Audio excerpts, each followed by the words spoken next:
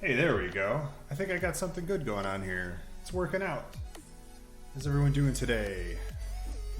We got some people in here already. Cool. Hi, everyone. Feel free to drop in a chat if you like. I'm just getting a couple of things set up here. Let me know if the audio's okay. Sounds good on my end.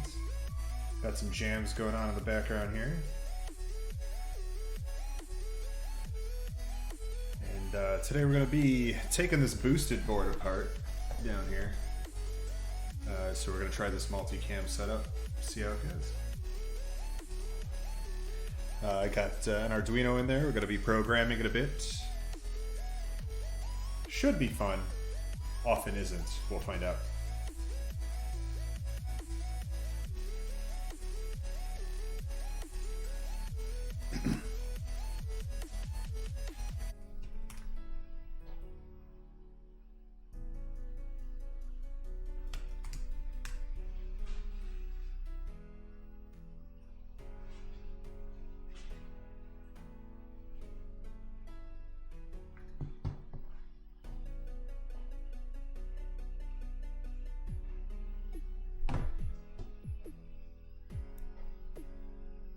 Often isn't. We'll find out.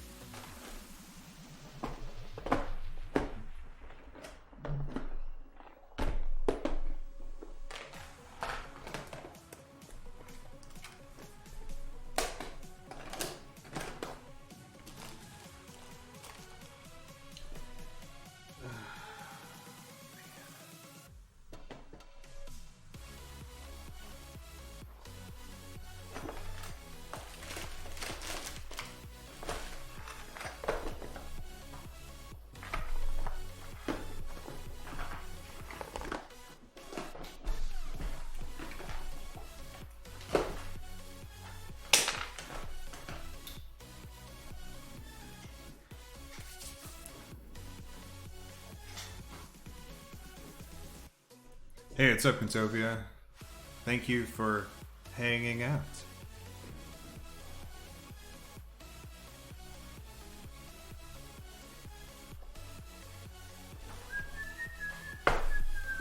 Hey, Blackheart GG, thanks for the follow. And Quintopia. How are you not following me already? I am dubious. I am also missing my X-Acto knife. I'm going to go see if it's somewhere nearby. Back in a sec.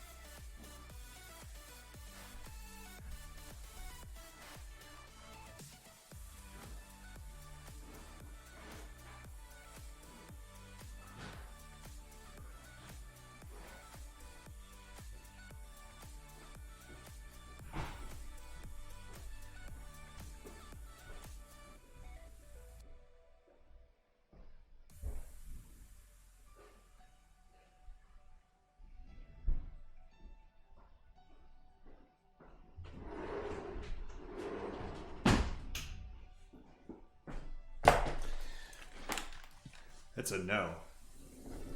If anyone can run a scalpel or X-Acto knife over to me, that'd be awesome. But I'm betting that's not happening. So we're gonna make do with what I got here, which is a big knife. So I have fixed this thing like 9 times and it won't stay fixed, and I'm not sure what to do about it now. But we're gonna, once again, try to find out why. I also don't know what to use besides hot glue on here. Nothing works. Let's throw this out.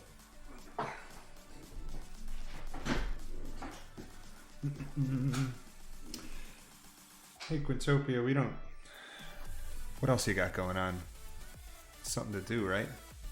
Come hang out.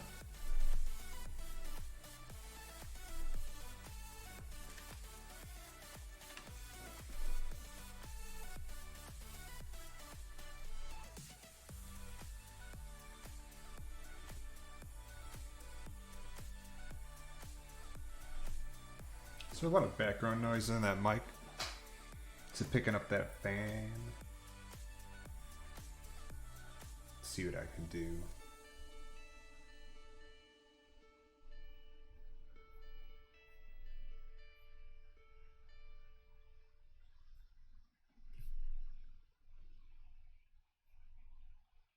Seemed to help a bit. I don't want to turn on the noise suppression out too much because it sounds wacky. If you do it,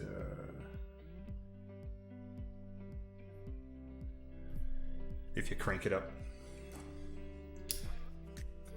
So whatever's going on, live with it. All right, so let's pop this off here.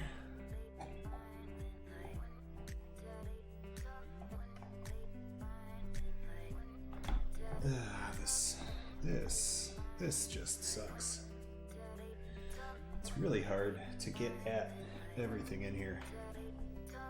But hey, it came out kind of easy. I'm gonna complain more often because apparently that means everything works fine.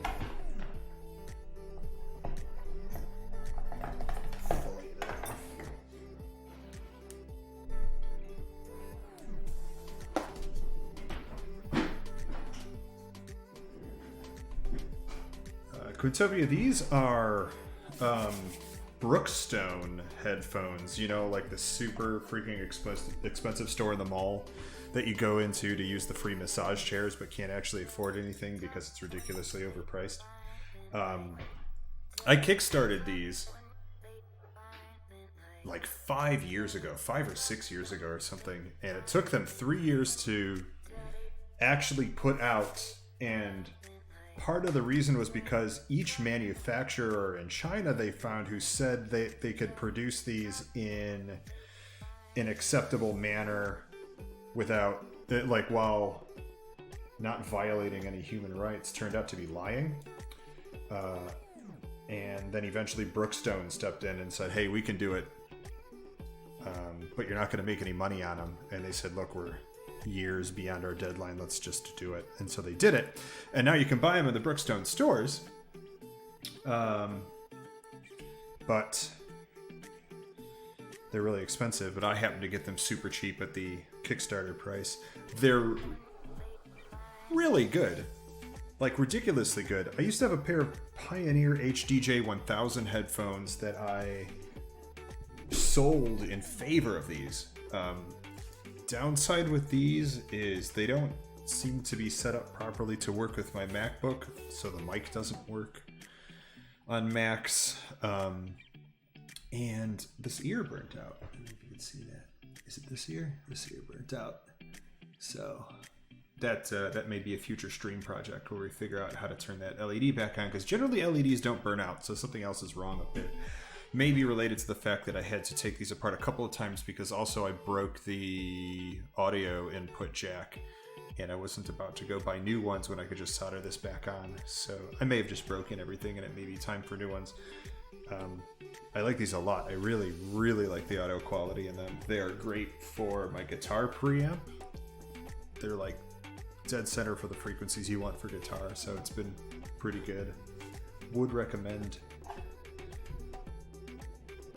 So we got, what happened here? This is filthy, but, oh, that came disconnected. Okay, I think that's our problem. So we're going to clean this up a bit. Can you guys see that okay? Maybe, I don't know how much further down I can bring this camera before it stops being able to focus, but yeah, it doesn't seem to like that at all. I need a good macro camera.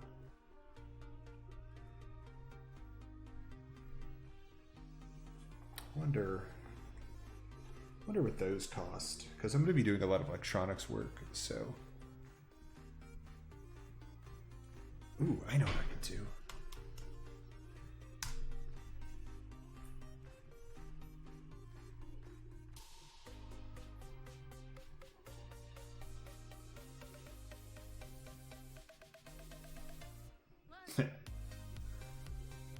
Nope, let's zoom in. Here we go. Not bad, huh? All right.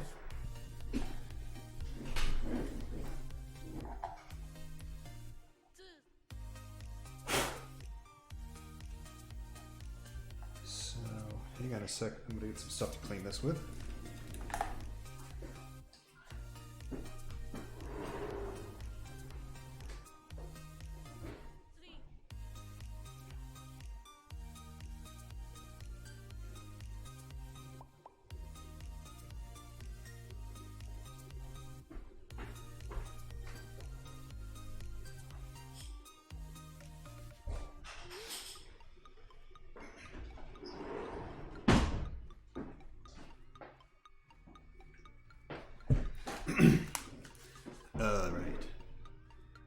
Yeah, I don't know. I don't know what to do with that white balance. It's like it that's not bad there. The problem isn't so much the white balance as the exposure.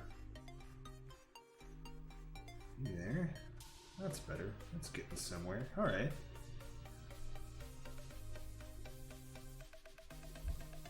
Yeah? Yeah? It's about what it looks like over here. It's just, you can dim this light down too. The problem is the exposure is automatic on there. Hey, it's pretty good. Don't buy really nice webcams. They're just as shitty as okay ones. So this is what we got here. This is some 99% isopropyl alcohol. This is like literally liquid gold during the COVID-19 times, which is kind of dumb because you don't need 99%. 70 is fine and way cheaper. 99% is what you want for cleaning electronics because it doesn't leave behind anything that can potentially be corrosive or electrically conductive or just non-conductive and causing a problem. Wow, I can't believe how much crap gets in there given that it's sealed away underneath this control unit. That is cleaned up pretty good. Let's see if we can strip that wire. Left my strippers the other end. Thought I grabbed everything and I grabbed nothing.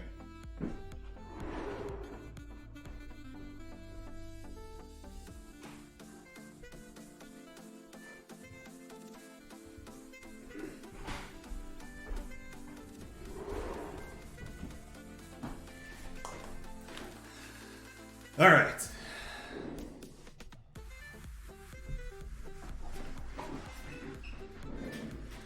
Need a new chair too. I hate this chair. If anyone has a recommendation on a good chair, I hate those DS Racer chairs with the bucket seats. I'm too lanky for them. I feel like I'm being crammed into them. But I don't know what to get. And I hate this thing, so I don't want to just get another one of these.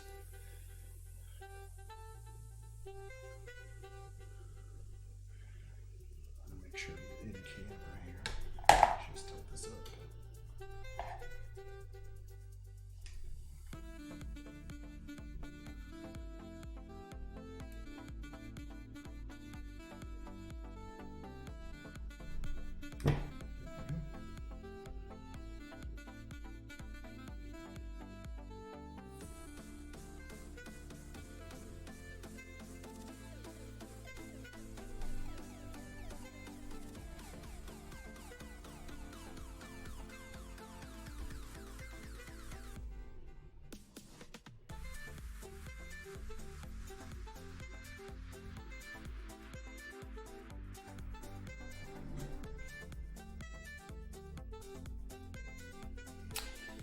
All right, so we're going to attach this dude back to this resistor, which should be pretty simple.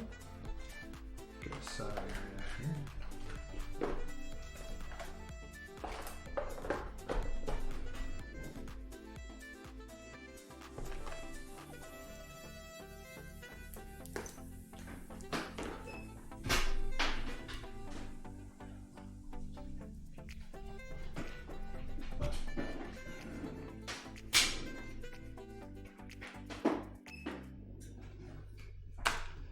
This thing. This might be the most favorite thing that I own. This is a digital soldering iron. Watch how fast this thing heats up. It's nuts.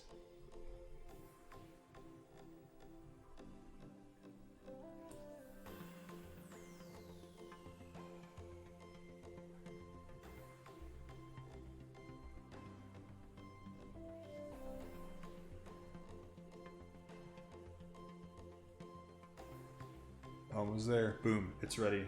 What was that, 15 seconds?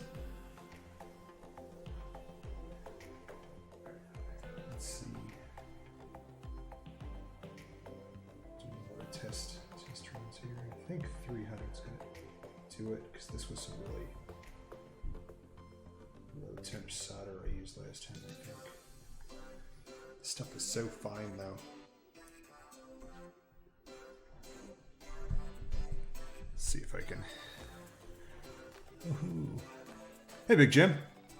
Yeah, I love this soldering iron. This is one of my favorite tools, like I was saying. You could find them on like drop.com and stuff for 70, 80 bucks sometimes. They're just great. There's different tips for them you can get. I don't like that you have to pull out this Allen screw to swap the tips. It's kind of annoying, but you don't swap tips that often, so it doesn't really matter. And thanks for the follow. Gonna try to do a lot more electronics streams like this. Maybe like one electronic stream and one gaming stream a week. See how people like it. Because if people don't like it, I'm not gonna do it, because why do anything if it doesn't benefit anyone else? Let's tin up this screen a bit. By the way, I do a lot of electronics repairs the lazy way, not the right way. So don't do anything the way I do it. Whatever it is, look up how to do it properly, because I don't do it properly.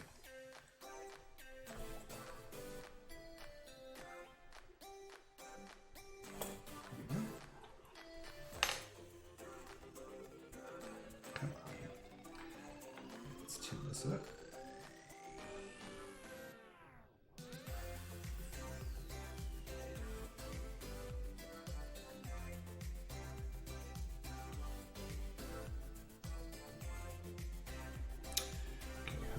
Enough to get us rolling here and not cause additional damage to those things. I hope those don't come off, because that'd really suck.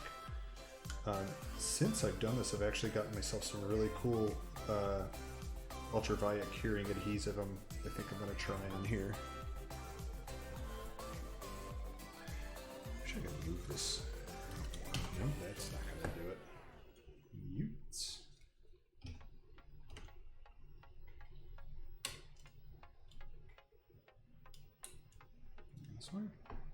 Try that out.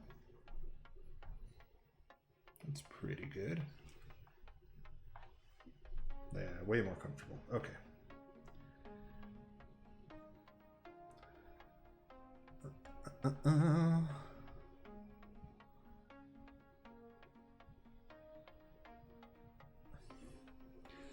Yeah, Quintopia, I try to get outside every day. I try to go for at least 2 miles worth of walks, just so my body doesn't seize up. Weather has finally been nice enough a couple of times to take the skateboard out, which made me realize it's not working anymore.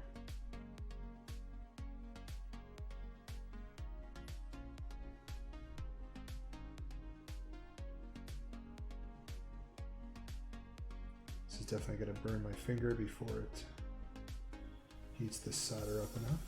So that's cool. Get ready for that.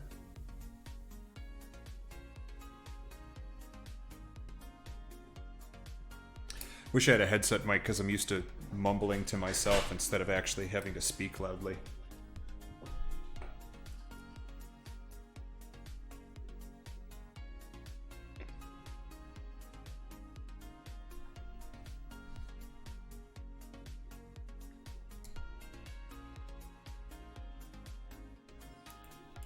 We're gonna cheat, turn this thing up. Watch it go. Boom. 10 degrees Celsius in under a second.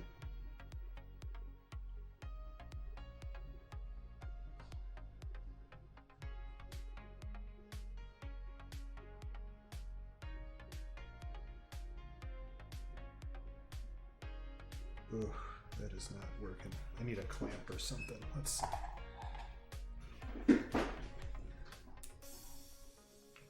Also cools down in about a minute, which is great. Wow, I got a lot of crap in here.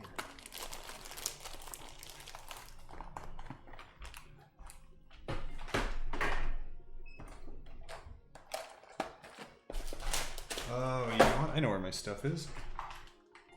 A whole other box that isn't out here. 1 second.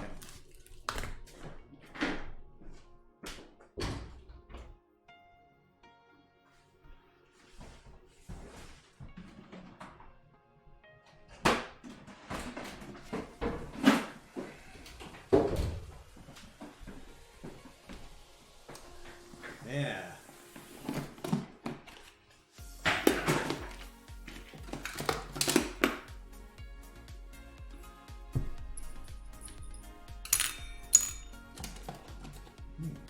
Big Arduino.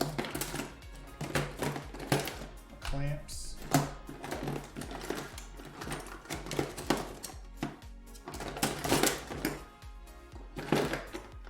Hey, still no X-Acto knife, so means I get to buy stuff. That's always fun. X-Acto knives are like stupid expensive though.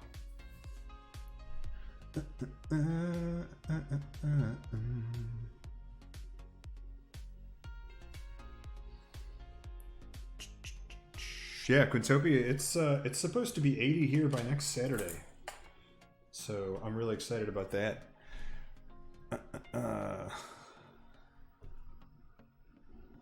Link for Hunter, it can go 22-ish miles an hour. That's the fastest I've clocked it at. And honestly, that seems like nuts. And when I first got it, now it's kind of annoyingly slow, and I find myself wishing that it could go faster. All right, so let's see if this alligator clip helps. The problem with these is because they're metal, they also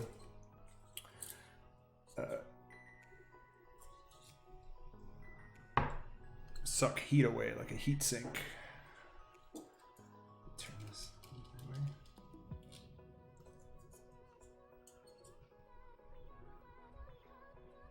Oh, gotta turn this guy back on here. Here we go.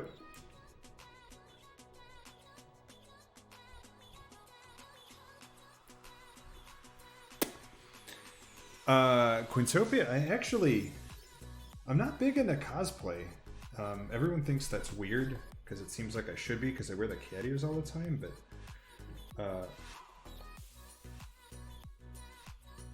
don't know. There was this one time I went to the Renaissance Fair that we have up here, and if you've never been to a Renaissance Fair, man, they're an absolute blast. They're all over the country. I'm sure there's one in Atlanta or where your neck of the woods may be. I used to have a costume. That is one of the places I'll actually wear a costume. Because I feel kind of weird if I don't. I feel like it's just a Midwestern jamoke. Unless I'm like participating up there. So, this is a janky solution, but it's gonna work. Don't tell anyone I did this. And I dressed up like a druid. I had a really good druid, like forest druid costume. A whole bunch of raccoon tails tied to the back, and it's a big long robe and everything, and a big weird staff made out of a water buffalo horn. It was raining that day because if you've ever been to a Ren fair, you know that it's either 10,000 degrees outside or it's raining all day. Those are your only two choices. So that looks like it's gonna work. So this day it was raining outside, which makes these really big mud puddles, and little kids love people who are dressed up there because that's what little kids do. And I had taken it upon myself to start preaching something. This was like 10 years ago. Anyway, I was walking through the puddles, demanding everyone acknowledge that I'm walking on water and to provide me with mead as penance or something. And the little kids thought it was hilarious, and then the adults thought it was hilarious, and I was just making a big scene. And by the time I looked up and like took inventory of what was going on, there was a massive crowd around me, and like 6 people had brought me these big things of mead, and so now I had like armloads of mead, and I had to drink them, and it was an all right day at the Ren Fair. So if you go to the Ren Fair, you got to dress up. Is the rule. You got to play the part, and then you get free booze. So that's reconnected now, so that's good. Let's see if I can give it some power from something. Let me find a battery.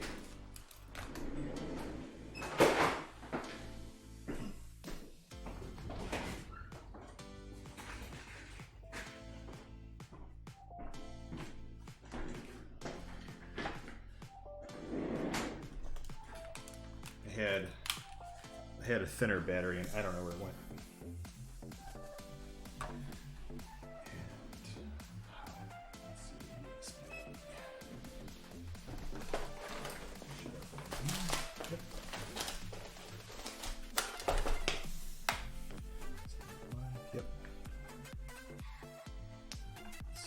hopefully this will just turn on. Either way,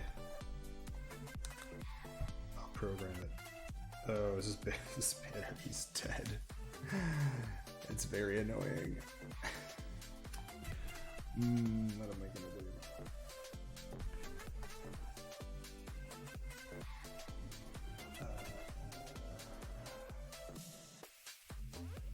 One sec.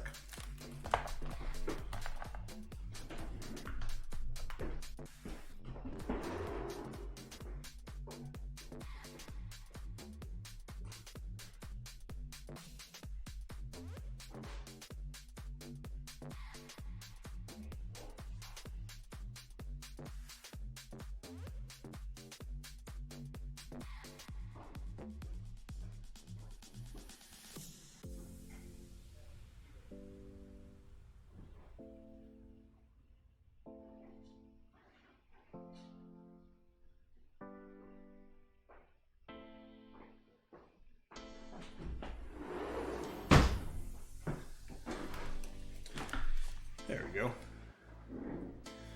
So, I'm going to stick this on the board somewhere. It's full. Got this from QCon. QCon is an international conference I spoke at that charges like a badge to get in is like $3,000, which I thought was nuts. But man, some of the best speaker swag you can give people is a good USB battery, a good small one. This one's 4,000 milliamp hours. That'll get you a couple of phone charges out of it, maybe. But it says it's full, so oh wow. Okay, here we go. This should boot up and do something in a second. Here you go. Oh no, it's melting. Let me turn my soldering iron on.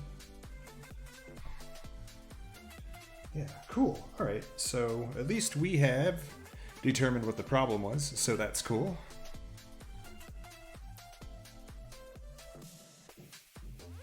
Mushrooms. Hey, Cool Acid, what's up? Good to see you in here, if you're the Cool Acid I'm thinking of, because who knows?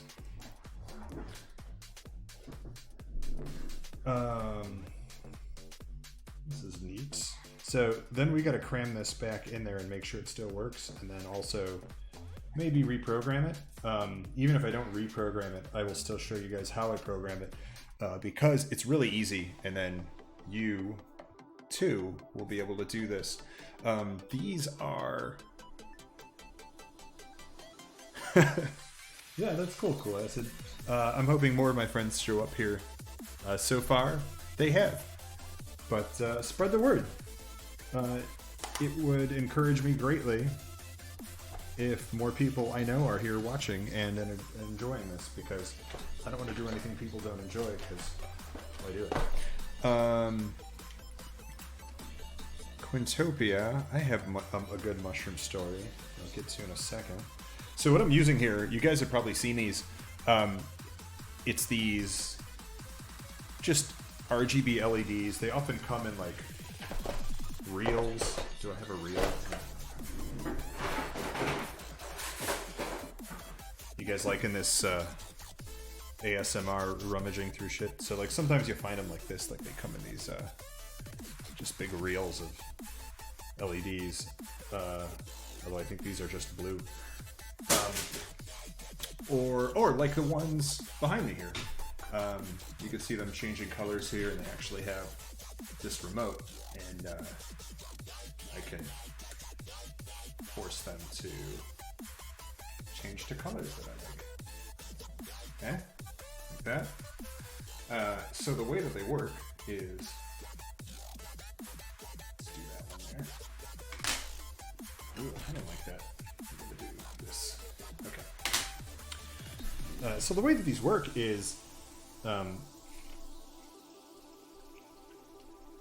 each of these little LEDs can produce up to 4 colors. It's red, green, blue, and white. They have a separate white LED in them because additive color like this is really bad at actually producing white. by combining red, blue, and green. So they've included a white on their own, which really helps with hue versus brightness. They're addressable via software, which is running inside that Arduino, and it's really just 0, 1, 2, 3, 4, 5, and then you send a color value to it, and that's what it's going to do for you. I knock this, and it's kind of locked up now. Things get out of whack, they will tend to lock up. Let's see if I can reboot it.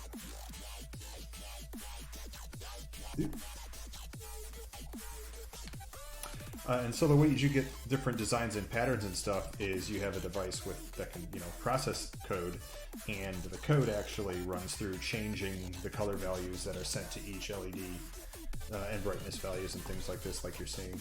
And so I'm going to show you how to do that, and it's really freaking easy, even if you don't really know how to program anything. And then you can buy a strip of these things. I think these are WS2211 or 2212B. Any of those is fine. You can go on eBay and find them, and they're just ridiculously cheap. You're just in a waterproof housing here, and you can get them in a casing or not.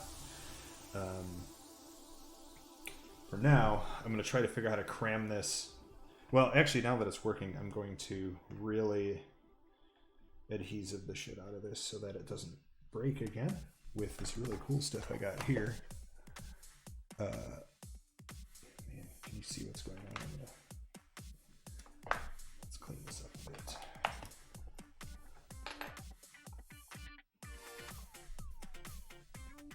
Let's light it around.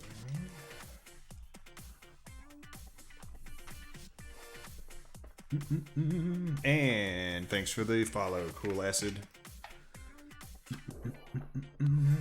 Ben, I think, what's up? Good to see ya. Thank you for the sub, Benny. Think that's awesome. That really helps a lot. Like the bot says, any money I get from tips, donations, subs, that's all going to COVID-19 PPE. I don't know if you could hear the printer I have going on in the background, but I'm 3D printing tons of PPE, face shields and ear savers and stuff that I give to first responders and hospital workers and nursing home workers and stuff. So any money I get in from these streams goes to that, like literally 100%. So if you don't want the irritation of trying to figure out where to donate something, or if all you got is $5, drop it here. It'll get added to the pool, and it really does go a long way. $5 can print me like 100 ear savers almost. So it's pretty good. This here is an adhesive that only hardens in ultraviolet light, but it changes shape or states and gets extremely hard. So I'm going to actually squirt some of that on here. It's just to really bond all of this together and make sure this doesn't happen again. Squirt it there, and then it's got the UV light on the other side.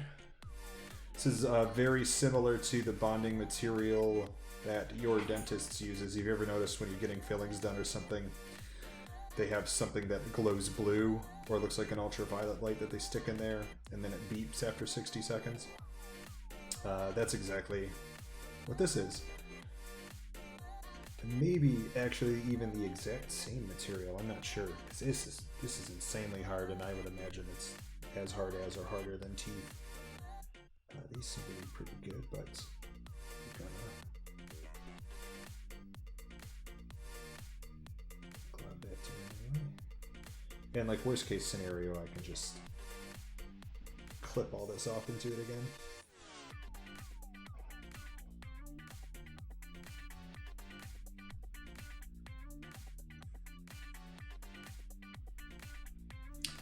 I'm going to try to figure out why I'm not hearing these alerts come through.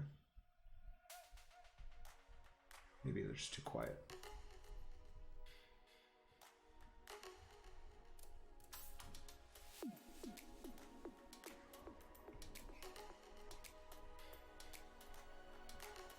You guys can hear the music, right?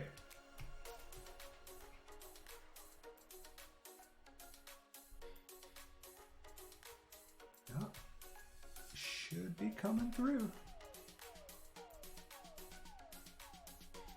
I had a hell of a time getting this running today. I'm running the beta version on Mac, which is, I don't have to say anything more about that.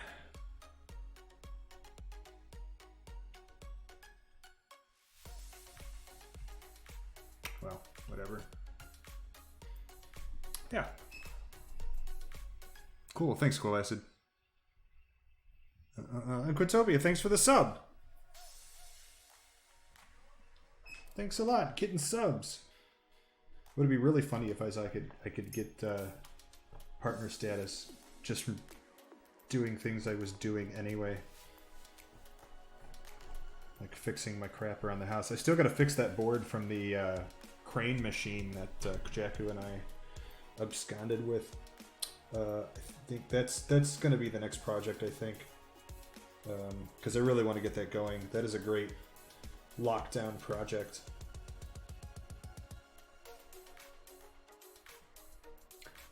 This stuff is really cool. I keep forgetting I have it. It's called Bondic. Grab it, check it out. It's super easy. It cures insanely fast.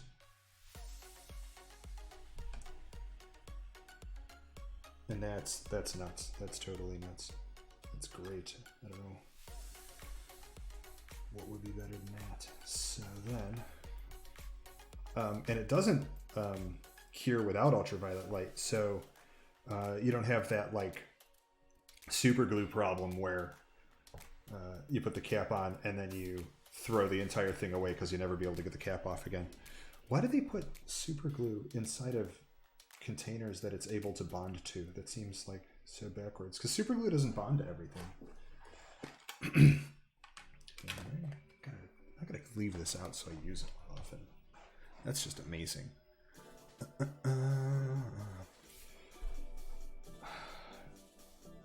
Cool Acid, what did you use to stream that you needed a mixer?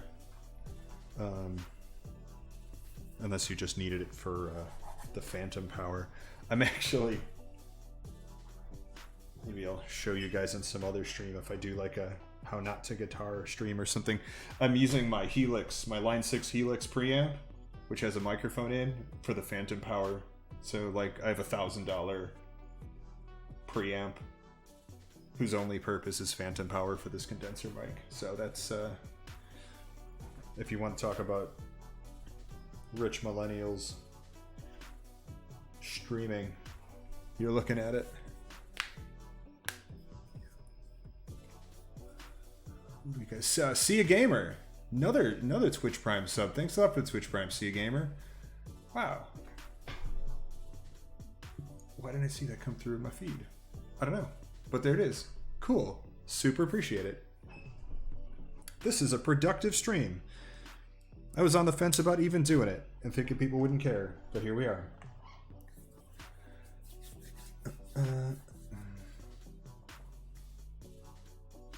Yeah. You should see the number of USB hubs I have going right now just for this. I'm trying to get it to work out better. A lot of this is experimental.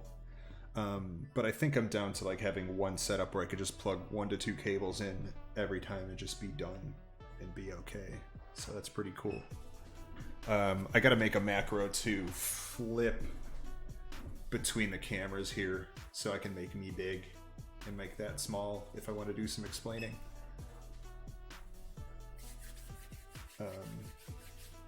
Other than that, yeah. If you're on a Mac, I don't recommend running the Streamlabs on it yet. I mean, it is public beta, so I can't... oh, got it. Cool Acid, got your message. Yeah, so it's public beta. I can't complain too much. It's neat that it works at all, that I don't have to get out a computer just for this. Like I can use my MacBook laptop. This is all on just a MacBook Pro, which is astounding even to me. So that's cool. And I noticed in the GitHub, there's quite a number of preview releases in there too. So they're working on stuff. It's coming along. I'm hopeful. I don't want to have to put a computer in here, but I might. That might be where we end up. Okay, now the problem is I gotta cram all of this stuff back in there.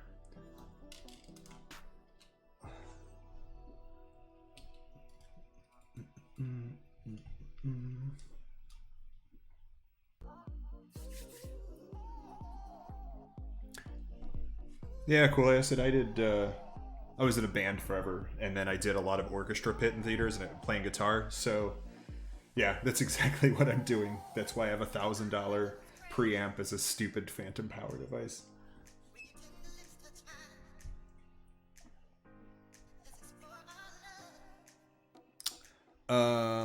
Thanks for the heads up on the Masks for Docs thing. You might be able to get to it through their website now, I would imagine.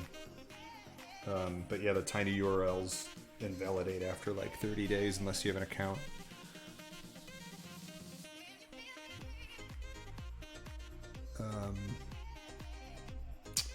So I don't know. I've kind of stepped away from the Masks for Docs because a lot of people are doing it, and so it's like, all right, cool, that's under control. I do a lot of delivery now in manufacturing, but I'm not as involved on the day-to-day basis. But yeah, let me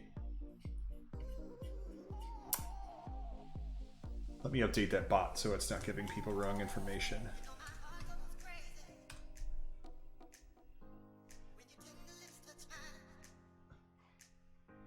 Oh, it's just,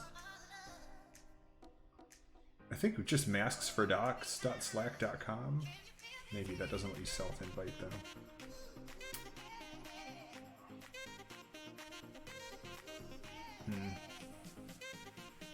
Well, let's see how we get to them. It is a good organization. Get Us PPE is really great locally. I do a lot of motorcycle deliveries for them. I was thinking about streaming those. Those are fun.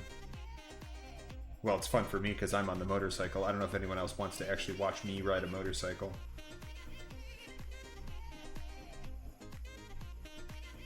Let's see, resources.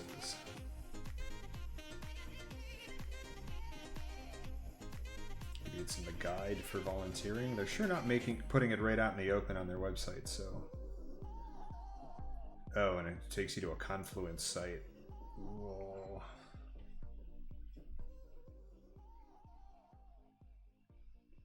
Let me see if I can search for a Slack here.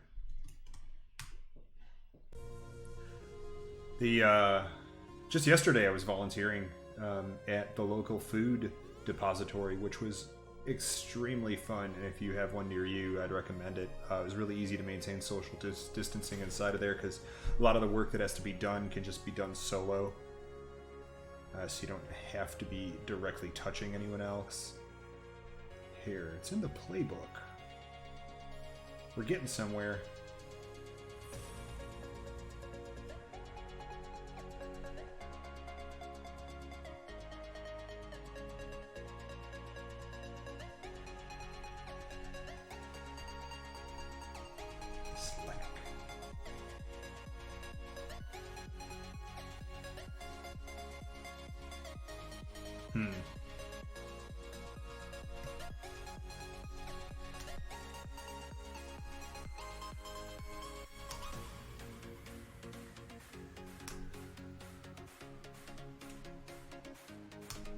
I think they don't actually have the Slack invite on their site. Somebody go check if I'm getting way off topic here. Somebody go check the Masks for Docs website and see if they just, or check masksfordocs.slack.com and see if that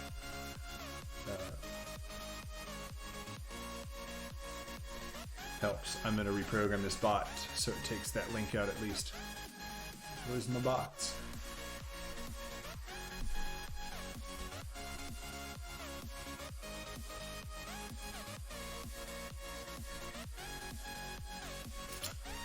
Oh, that's right, it's a different bot. I've got Streamlabs and Stream Elements on here. I made a big mess.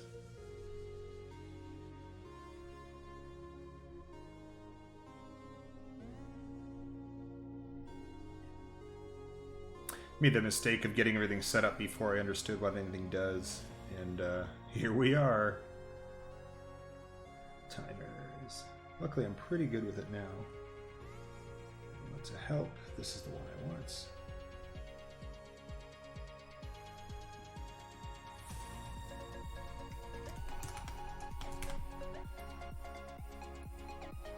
Save. That should do it. Oh, cool. Thanks.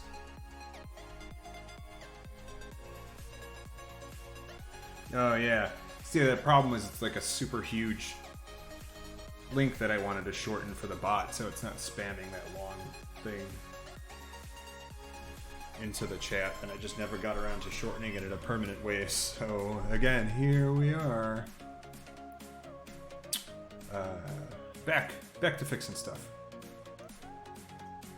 We're losing viewers, I think. I don't know, it's hard for me to tell when this stuff doesn't update on the fly. Anyway.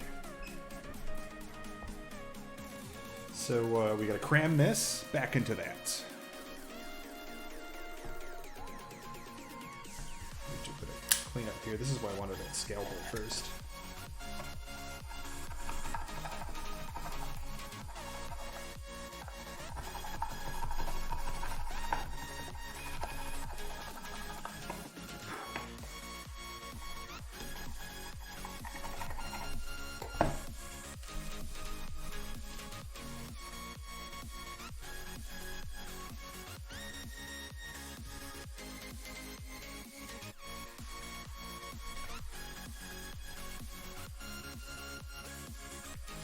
Actually, I wish that this camera went higher.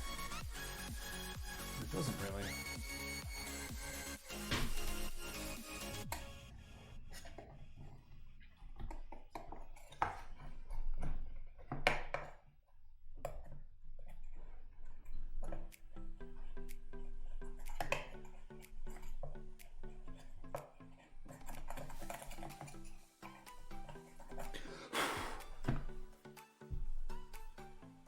I can't believe how well this thing has stuck on there. You can tell what this is. It's one of those like 3M, like temporary sticky things. And man, this thing has been through like, I've ridden this through thunderstorms and it still stays on there.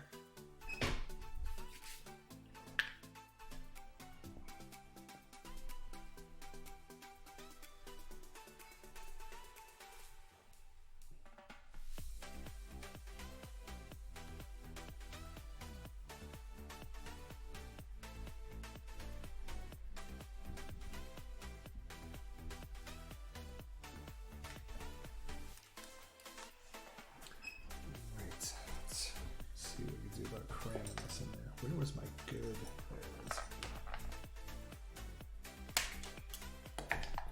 And then once this is back in there, we'll do some programming.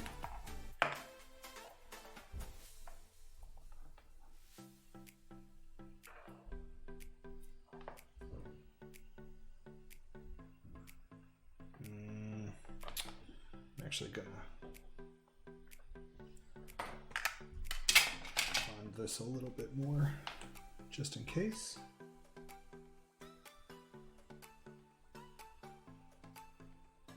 It keeps the stress from tearing the wires too when you're dealing with stranded wiring like this, which most wiring is.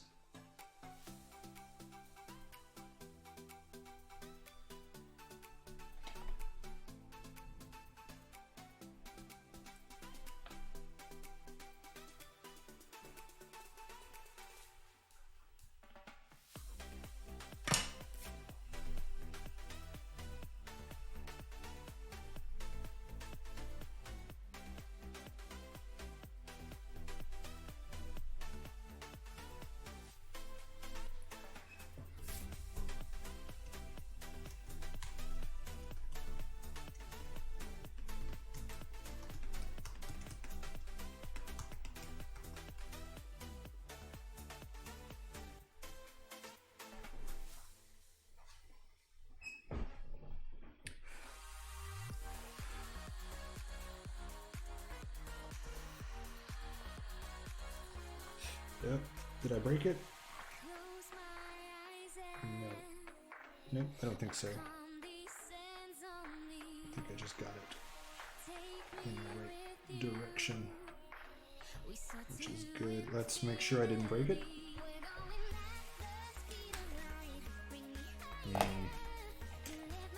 Might have broke it.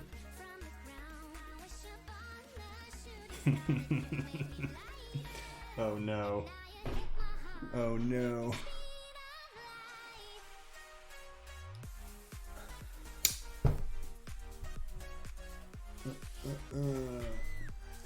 World champ, I actually don't know. Whatever it is, it's a ton of them. Yeah, I think I cracked this. No, it's still on there though. What's going on?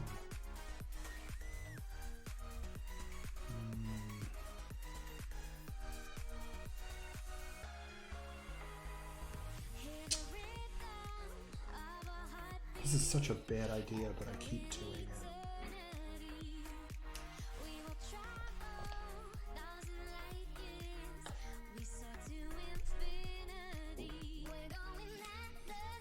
Oh, there we go.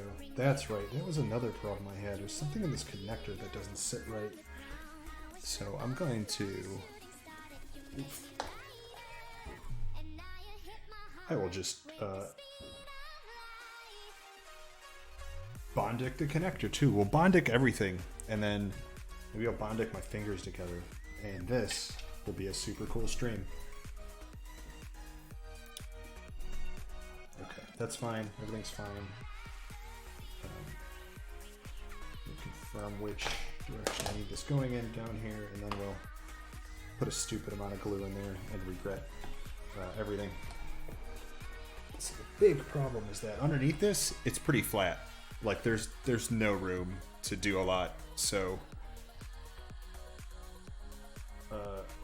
I'm doing a lot of bad ideas under here that it's hard to show on cam, but trust me, they're bad ideas.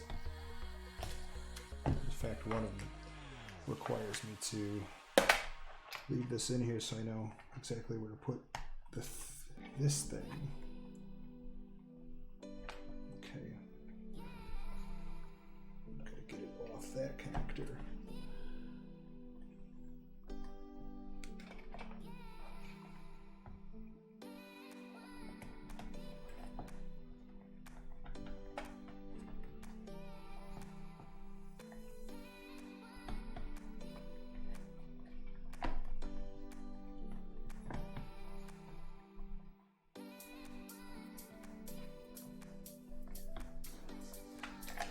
Ooh, geez, that's magnetic.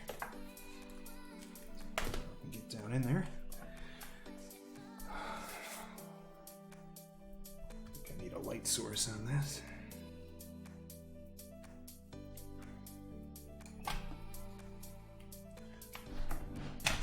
Ugh.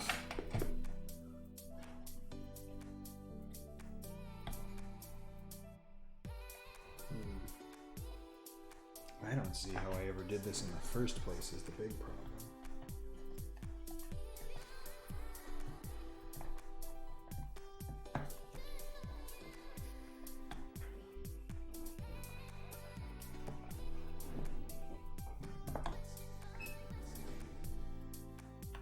There's a huge cable down there that gets in the way.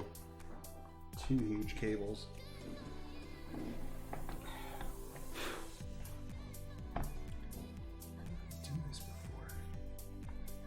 It was in there. You guys saw it. You saw me pull it out. I ain't lying.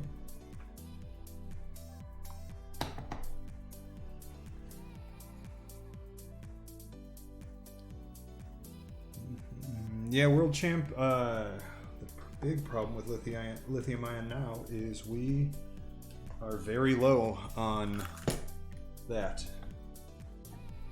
And we're going to have to come up with a new battery tech soon because we're going to not be able to make lithium-ion batteries anymore. That's what Tesla has, and Elon's companies in general have been working on because... Is this going the other way, maybe? Because they know that... Also, like, the first company that comes up with a new battery tech is going to be, revolutionize the world, pending it's good and not just like another, like, okay, I guess that's a little bit better like lithium ion was.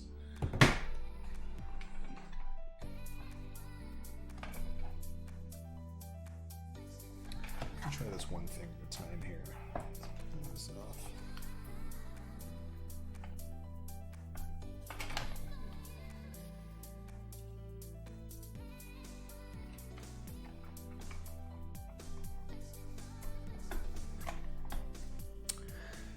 I'd pull this rear wheel assembly off, but it's like,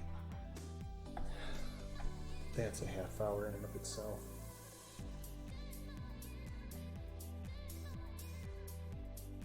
Oh, that can't go that way. How did I do this? I am really good at this and I have no idea. But now I'm really bad at it. Nope.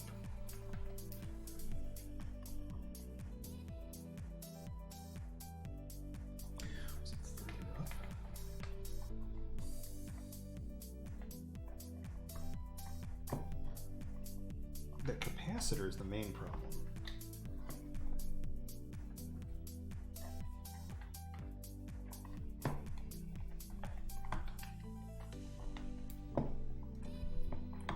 Maybe it was this way.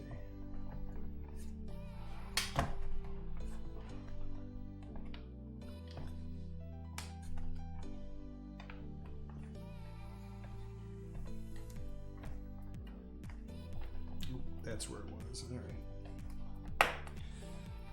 So then, nobody move. I need a drink.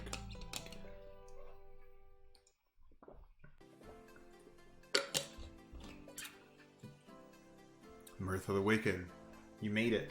What's up? Yeah, we're running low on the particular specific lithium ion that's necessary for it, and I guess it's not something that can be synthesized or is difficult or expensive. I'm not sure on the specifics on that. But we're running low. That is what I know. Okay. All right, so I've gotten this far before, as you've seen.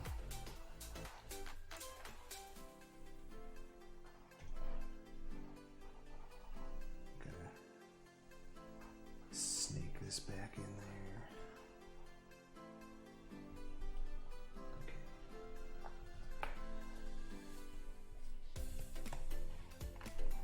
Okay. Ugh, that was a snap. Never a great sound with electronics unless there's snaps that should be snapping. This has no snaps. Yeah, World Champ, the problem with graphene, again, is it's very difficult to synthesize or create in large, consistent quantities and qualities. But they're definitely working on that. This is a UV super glue. It's called Bondic. Get up in the camera there. Probably can't see it. You can see it there. Sort of. Here's a case it comes in. Totally read it. Bondic, B-O-N-D-I-C. I absolutely love this stuff. It never hardens on its own. It's always liquidy, no matter how long you let it sit with the cap on. And then it's got the UV LED on the other side there. It cures in 15 seconds. It's super great. I use this too much and then I forget I have it. I alternate between putting it on everything and putting it on nothing and then finding it and going, oh, I should have used it for everything and then didn't. So we have this back in there now. Let's make sure it's not broken. Let's find out what that snap was. The snap might have been nothing. It's a good sign. That's what it was doing before.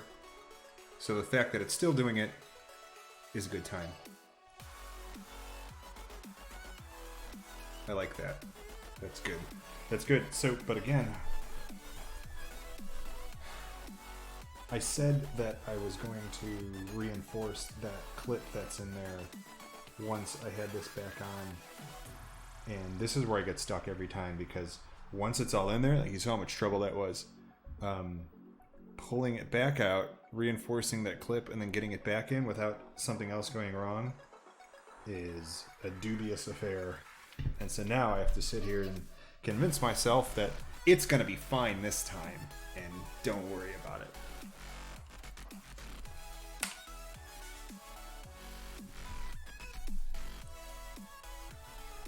And I could sit here and just bang on this thing, and it's fine, but I swear, after 2 rides, it dies again. But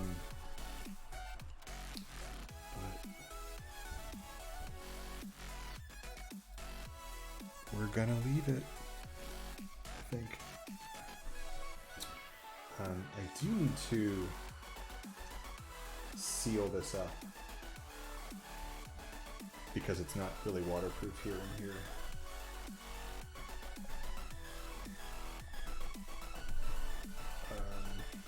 I'm gonna get a crazy industrial hot glue gun. 1 second.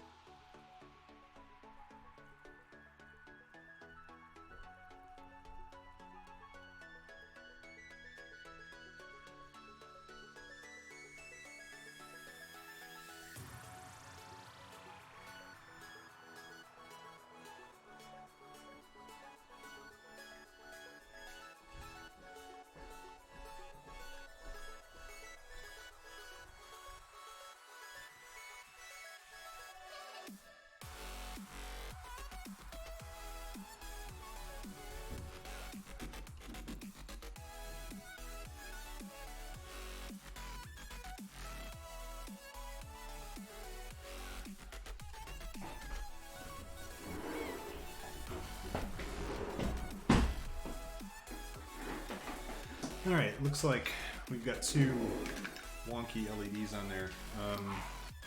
This thing has been beaten up a lot. Oh no, it just stopped running.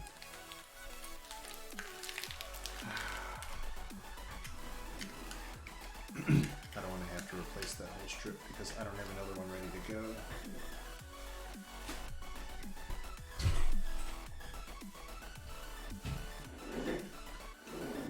Industrial glue gun with super high temp glue.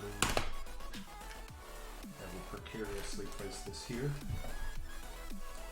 and we can listen to me swear about it later and I forget it was there.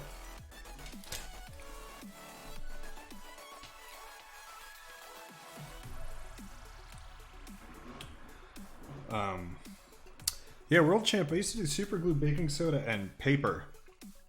Like use a little, I'd fold up a strip of paper into something solid and use that if I had to make like a strip of plastic to support something. I learned the super glue and baking soda trick from rebuilding guitars. Apparently it's real common there, and the luthiers will, if your nut, which is the top part of the guitar where the strings go in, here, I'll show you. So, this part here where the strings go in, those little slots, I know it's kind of hard to see here, get worn open over time, especially if it's a plastic nut, because they used to be made out of bone. The luthiers will fill those in with super glue and baking soda and then just file the slot back down to where it needs to be, and then you're good as new.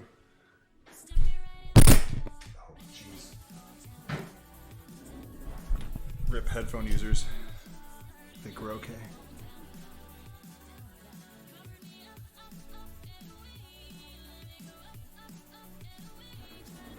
Alright, let me ponder what to do about this. Quintopia demanded a mushroom story, and what that reminded me of was alright, I'm just gonna pull this out, suck it up and deal with it. That reminded me of when I was a teenager, we had learned about how prison tattoos work and how, you just use Indian ink and a needle and is it Indian ink or Indigo ink? It was probably what it actually meant to be said, but I think we kept saying Indian ink. Anyway, a friend had gotten his hands on some of that ink, and so the plan was, hey, let's all give each other tattoos, which is just a great idea. We're 15, 16, and bored at 3 a.m. on a Wednesday, and school's not for another 4 hours, so let's get to work. And a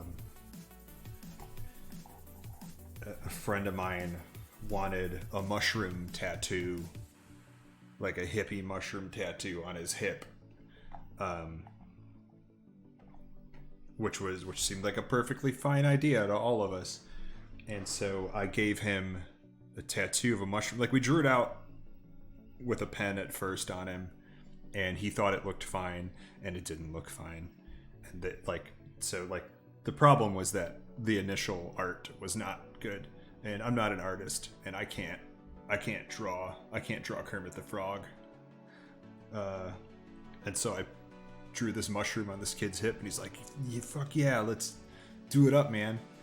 And I gave this guy a tattoo of like a really wonky, lopsided mushroom. No, it was not a penis. I mean, if he slipped his like waistband down a little bit and stuck it out, you might guess that it.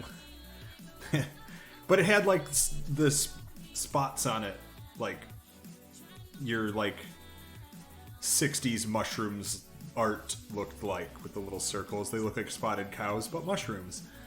But it was like just wonky and lopsided, and you definitely would have to tell people that it's a mushroom.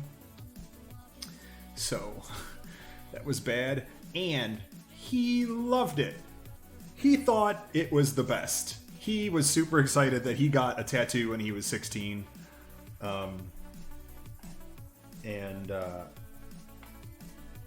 Of course, as happens with most people that you know when you're 16, I lost touch with him, and I would tell that story on occasion.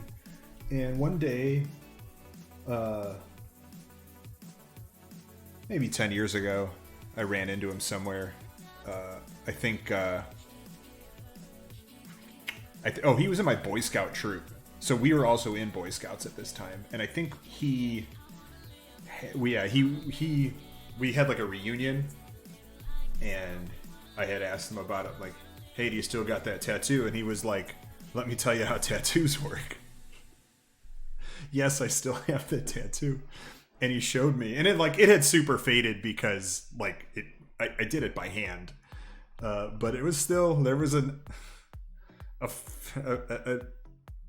thin blue wonky shape that he had to tell people was a mushroom, and he still had it on him.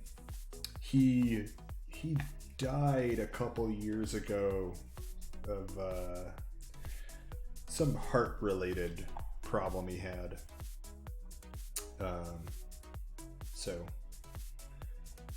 But as far as I knew, 10 years ago, he had never bothered to get it covered up, so that's kind of neat.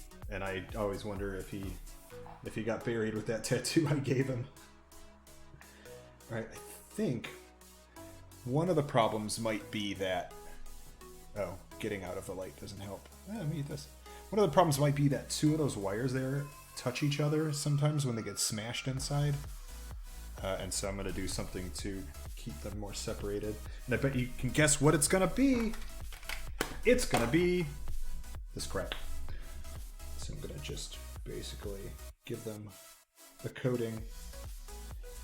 Because this is non-conductive, meaning electricity cannot flow through it. So even if they touch, it's just this acrylic touching and not the actual wires. So they don't get crossed and everything's fine.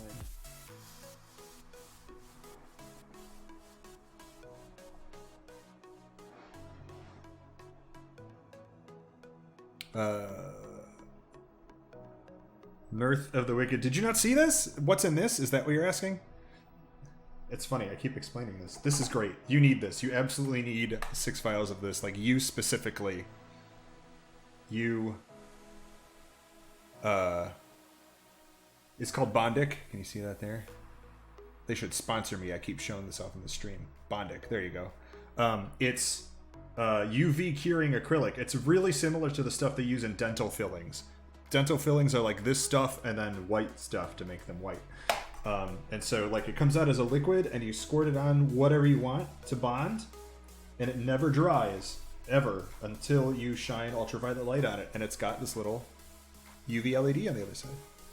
And like 15 seconds in, it is hard as a rock. Hard as a tooth. It's the best. Pick some up. I will repeat that 1,000 times because it is one of my favorite things. I just think it's funny. I like that everybody likes it so much. Like, what is that? Bondic.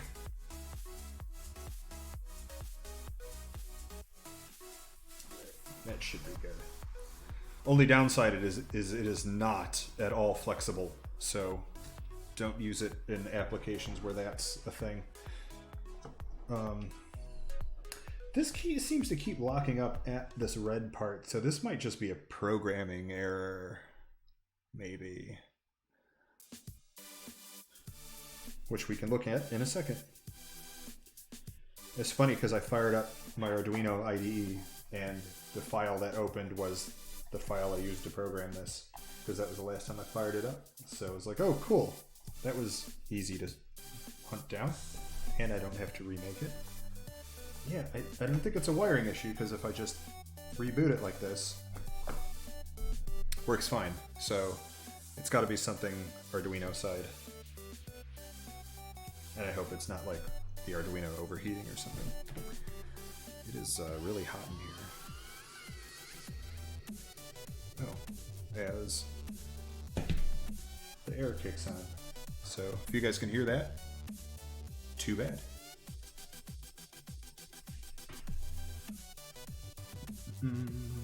Quintopia, how was that story? You better have stuck around for that. If you made me tell that after you left, then you owe me a story or something. Or $1. Someone owes me $1.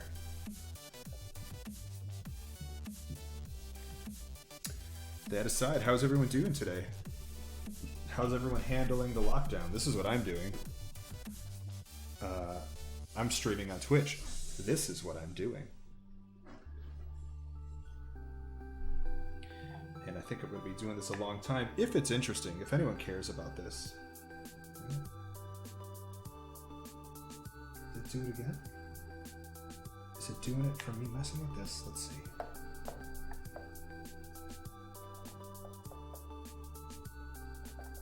Okay. I'm gonna give it a sec, and then I'm going to screw with it and see if it hates me screwing with it.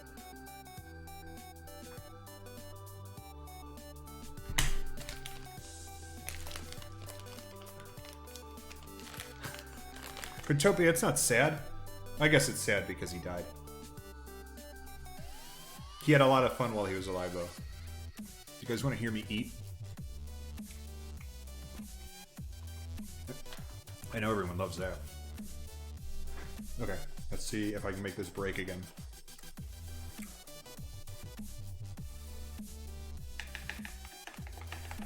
Yeah, I mean, that's a pretty good test, I think.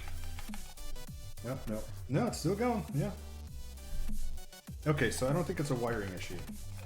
I am not being nice about it.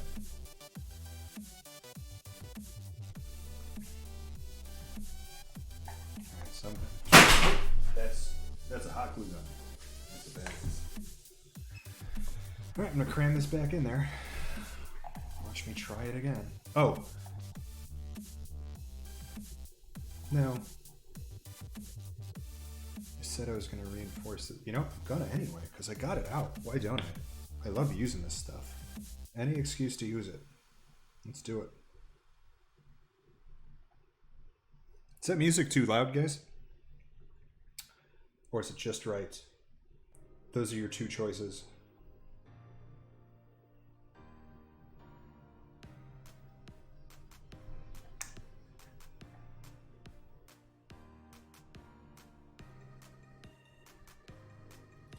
This is also good generally if you're just insulating things because it's an insulator. There is a circuit board on the underside of this. It does have plastic over it, but I noticed that it's wearing away. So just in case two of these contacts touch each other, we'll be covered.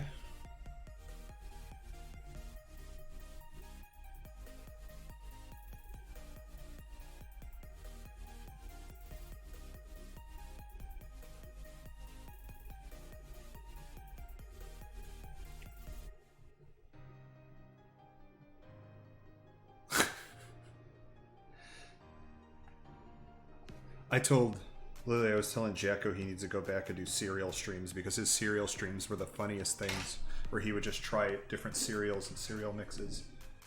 See, alright, it stops at this same point, so this has to be programmatic. This can't be me screwing with the wiring. It even has those exact two LEDs burn out each time, so something's weird. Bearcat Girl, what's up? Thanks for joining. I always like stealing Jakku's friends. We got Quintopia on here. I think you guys know each other.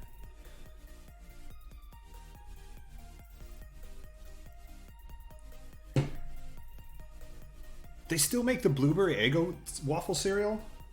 I remember when I was a kid and those came out and I was like, this does not taste like blueberry waffles. I don't know what it tasted like, but it wasn't blueberry waffles.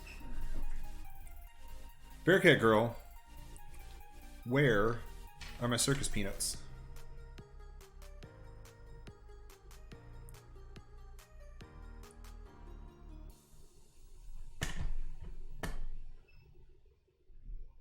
Ugh, okay. That's fine. I think I can hold out for circus peanuts. Are they going to Jakku's mailbox? Because that's very funny. Great, because he hates circus peanuts. One sec, I gotta get something.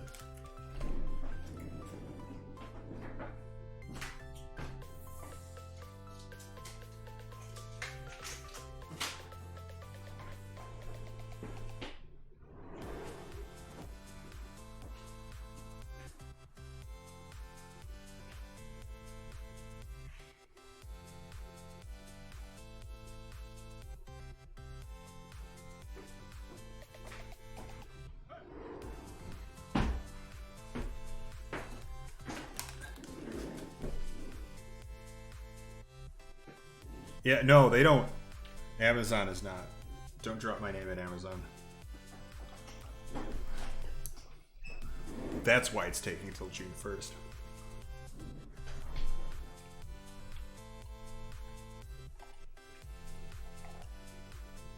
Alright, now I get to try this stupid mess again. We get to invent new swear words. I'm gonna take these headphones off because it's really annoying to do this with those on.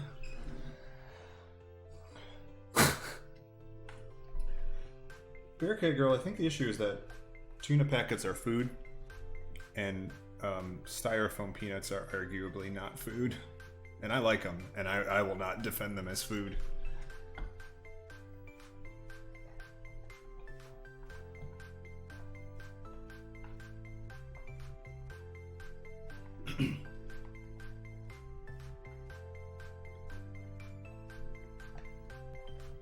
Yep, now we get to do all this crap again. How did I do it before? Something like this. I don't know. It's funny because looking in there, I can't see how this would fit at all. But there it goes. And maybe that's part of the problem, is I keep cramming it in there.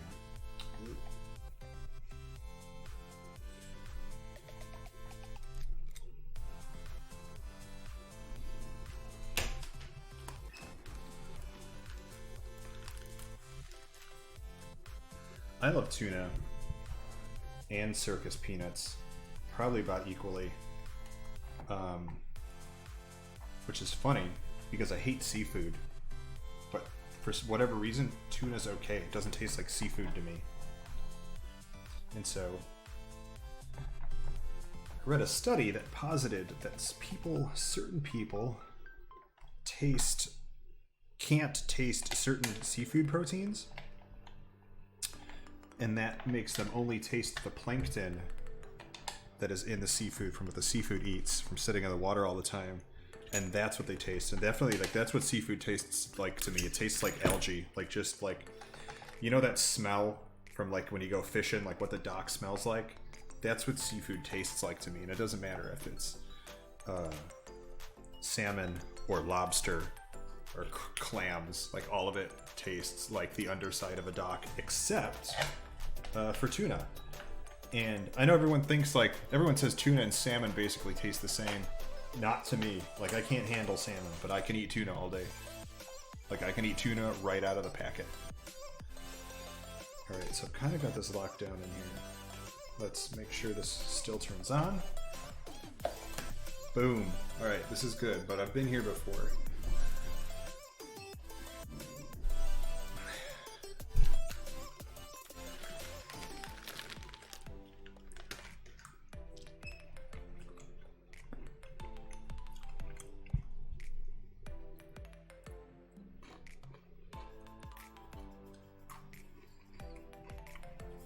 Mirth of the Wicked, how is your broccoli mac and cheese madness turning out?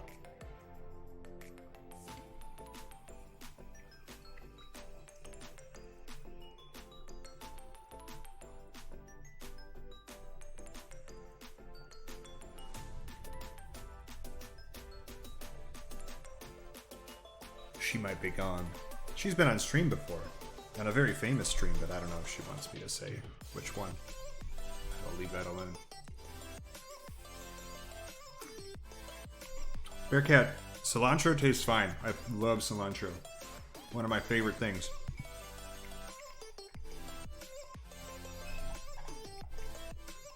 I got a big wad of it in the fridge right now, in fact. I've been putting it on tacos all week. Tacos and everything. Oh, you know what I put it on the other day? Strawberries. I sliced up a bunch of strawberries and minced up a bunch of cilantro and just stirred it all up in a bowl and ate it that way, and oh man. Like, I've done strawberries with basil before, but putting cilantro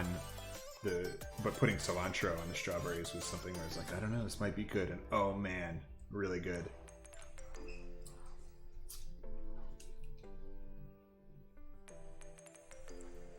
There's some jams in this playlist.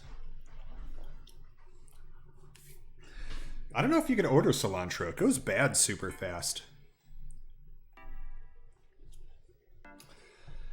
Okay, I'm gonna call it and glue this thing into place. This is an industrial glue gun with industrial hot glue in it. This is not like hobby glue.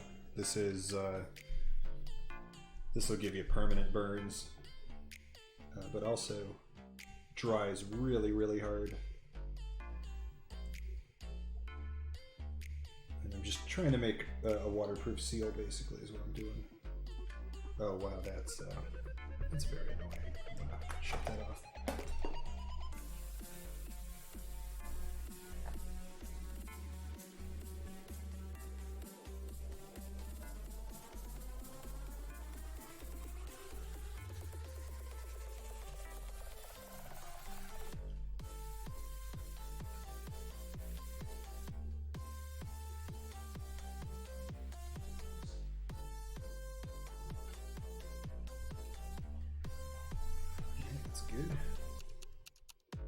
And I don't care too much about aesthetics down here because it's the underside of the board.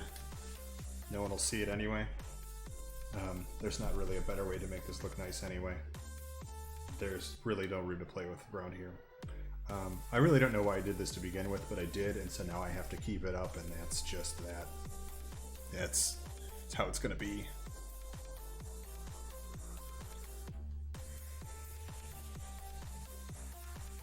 Quintopia, I can do fish sticks. So I guess so, but really, like, I don't really like fish sticks on their own. I like putting a ton of tartar sauce on them, and then I'll eat them. And then really, at that point, all you taste is the tartar sauce anyway. Fish sticks, the long part of the fish. It's like long and round. I don't know. You fry it.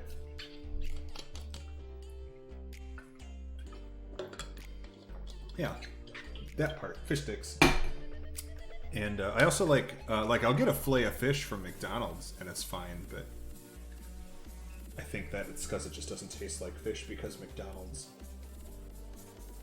I hope Chef Mike isn't listening. Although Chef Mike doesn't work at McDonald's anymore.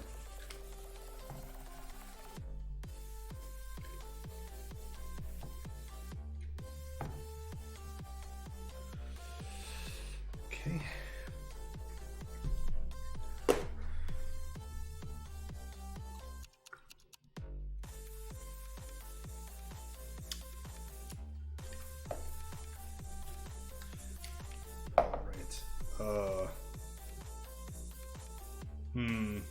That's not normal.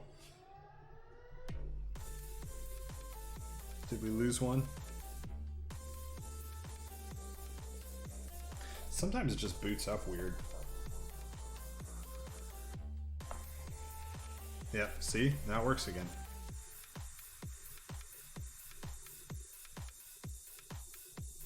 I don't know. It's all for fun anyway. This isn't production quality stuff we're using. But is this cool or what? Oh, you know, I should flip this over and let you guys see what it looks like. Let me finish sealing this up though.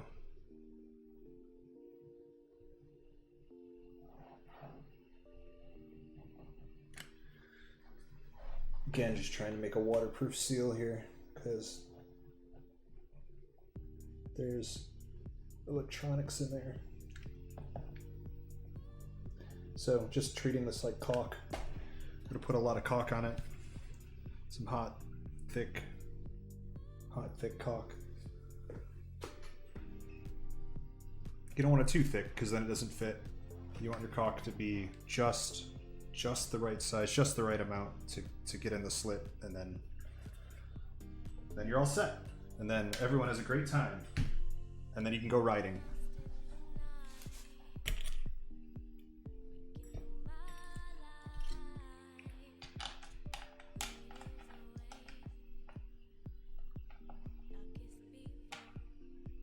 Oh no.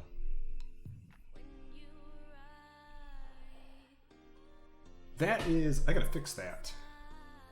That is something I don't, okay, who did that? Stream Elements did that. I want to get rid of Stream Elements completely. That's my goal. I hate it. Okay. And my big problem is that, like, there it is. Okay. Save. Cool. I think we're okay. All right. Now I gotta figure out how to untime out people from this interface.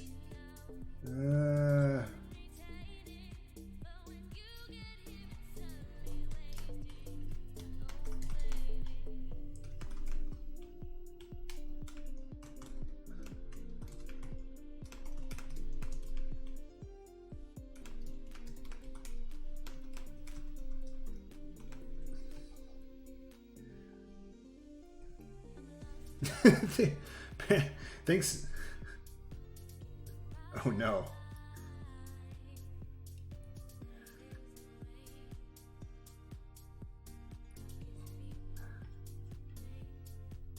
There we go. Thanks, Lily. Here's, I can put this back here. I don't, Bearcat Girl, does your clips, did your clip automatically post to Jakku's Discord, or did you do that manually?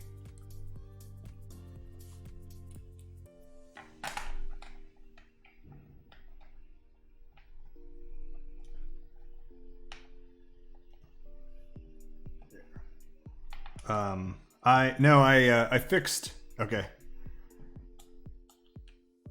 I fixed the problem, so clips should not ban people now. That's I think that's bad for That's bad Twitch etiquette, banning people who clip your stream. I don't think that's a universally accepted sentiment. So I fixed it.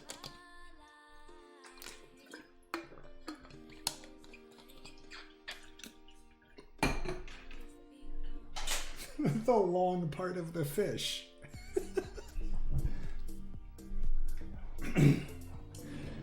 Okay, it's still working. That's great. Now I got this out, I'm gonna keep doing this. I'm gonna keep spreading the cock around it.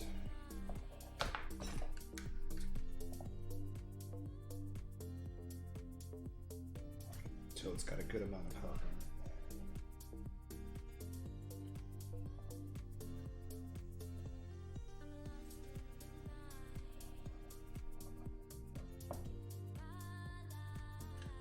I'm glad nobody clipped on my cock talk, at least. I got away with that one.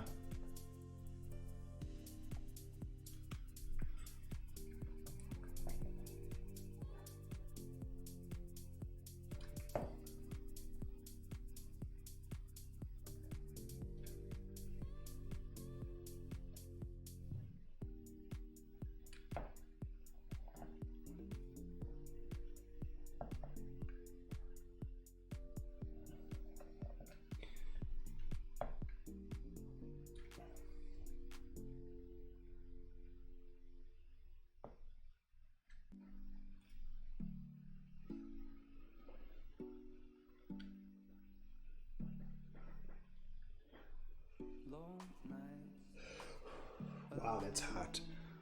Wow, that's crazy hot.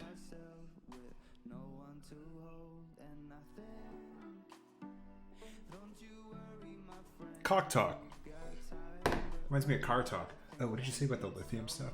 We can't get it out of the ground quick enough. Oh, all right. Well, so we're running out. The Earth isn't running out, but we are. Elon is at risk of all of his companies failing. He's dealing with that currently. I don't think he has the money to go increase lithium mining.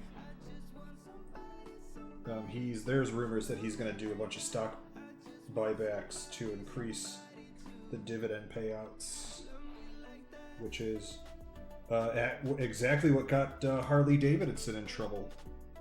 I was just looking at a review of that this morning. You can only do that crap for so long before your company is just so far in debt and so far out of money that you have no choice but to fold. Alright, I think that's going to be good. Let's unplug that so nobody dies. Gotta cool that cock off.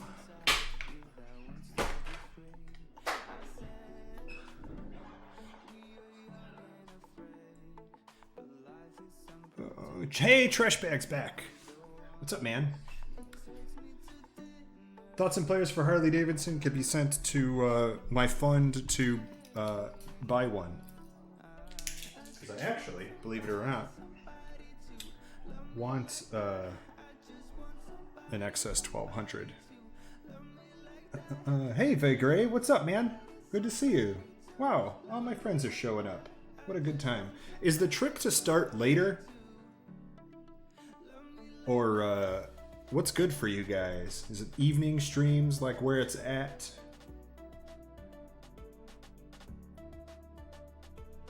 Oh my god, Spunk is in the link. That's very funny.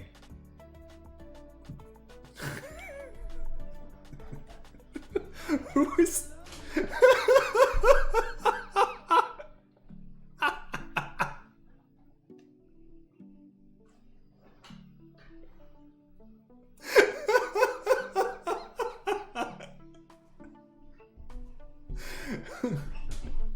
I want everybody to bear witness to the fact that the entirety of Warp World just called me an idiot. And I'm going to go on Twitter, and I'm going to post screenshots. The whole company came into my stream and called me an idiot. It's bad enough they're scamming people with their turnip bots. I shouldn't talk about that. People are going to believe me. I'm part of it too. My own company called me an idiot. Came into my stream.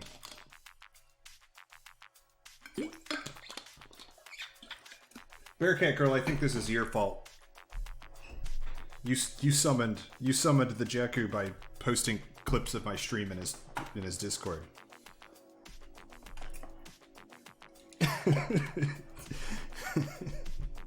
What an idiot.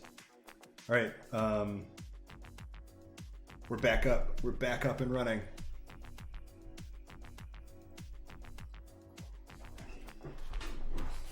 Yeah, look at that. There's famous people in my chat. World famous streamers. All right, I'm gonna flip this around so you guys can actually understand what I'm even trying to do here. Let's see if I can do it without destroying everything I own. All right, I'm gonna turn this off. And ooh, spoopy. I should have warned everyone it's gonna get spoopy. Rip chat if you're afraid of the dark. All right, here we go. So that looks, it doesn't that look great? Here, pop this off. Can I get like an overhead view maybe? I cannot. What is this stuck on? Oh no. There we go. Okay. So that's the skateboard. This is what we're doing here. Yeah, pretty cool.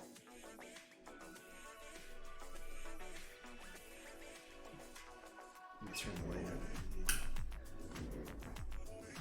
And so that's what it looks like when I'm cruising around the neighborhood.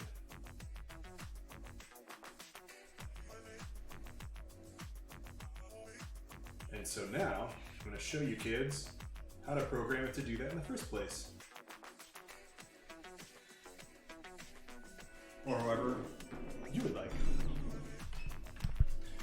Although it's not going to be an actual how do I shot programming stream because I don't feel like teaching that. But I'm gonna go look at it anyway and figure out what I want it to do, and you can see how I'm doing it and maybe run with it from there.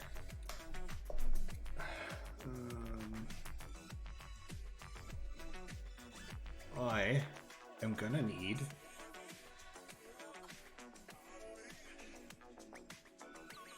a USB extension cord, which I think I have.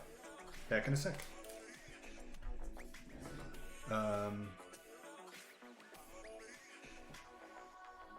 I don't have anything fun for you guys to look at here.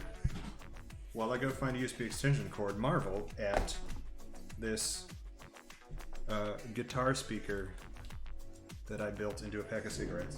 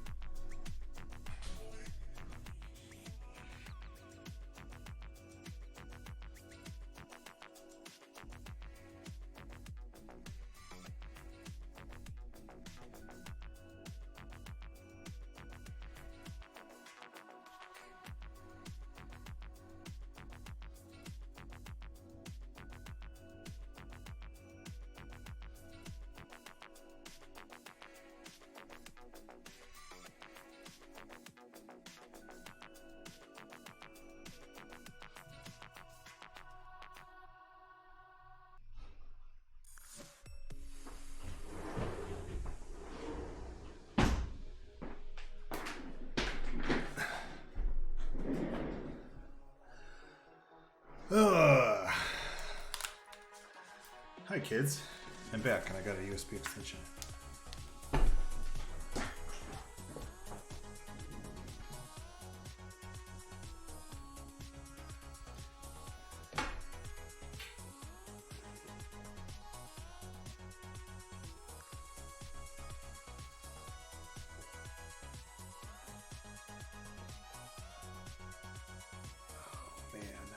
Radio Statler. Yeah, there's probably not going to be Radio Statler this year because there's not going to be a Hope Conference. Which really sucks because this would have been my 20th year attending Hope. And I really have gotten sick of the place. And I was only going to go because it was my 20th year. And, man, now, I don't know. Let's get... Oh, no. Where does this go? Let's go here. I never get them the right way the first time. No, that's not. God damn it.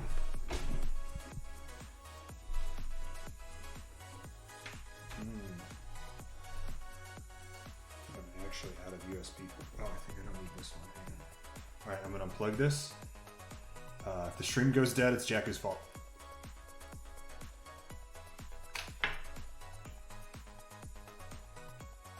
Everything's fine. We did it. Alright, then plug this in. Oh. I was not expecting that. That's very bright. That's very bright. Stop. Okay, actually, that has to stay on because that's how I program it. Okay, we're gonna just deal with it. Yeah, Jakku, like, I didn't even go to DEF CON every year. I used to go like every 5 years, and then I would go, wow, it's 5 years more shitty now, and then I would just keep doing that. But then I started having a lot of companies that I worked for telling me I have to go, and so then that happened, and I just got sick of it. I will say, like,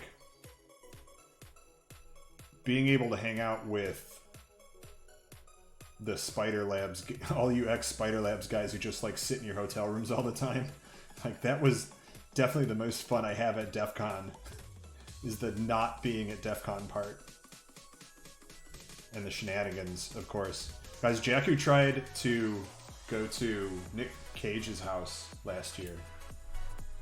He found out that Nick Cage has a house, like his like permanent, like regular residence is in Las Vegas, and he was gonna go pitch Nick Cage on an idea. What was the idea? It was a buddy cop movie where Nick Cage plays both cops. And so you have like good cop, bad cop, or hard ass cop and wiener cop, but Nick Cage is both cops. And now, like a few months later, they announced a movie where Nick Cage plays two characters, but I think it's him. It's a biopic about himself where he plays. I don't remember now, but there is a movie with Nick Cage playing two different characters in it. And so, just so everyone knows, that was Jakku's idea of getting Nick Cage to play multiple characters in a movie. So they owe us a T-shirt, as per I got one rules.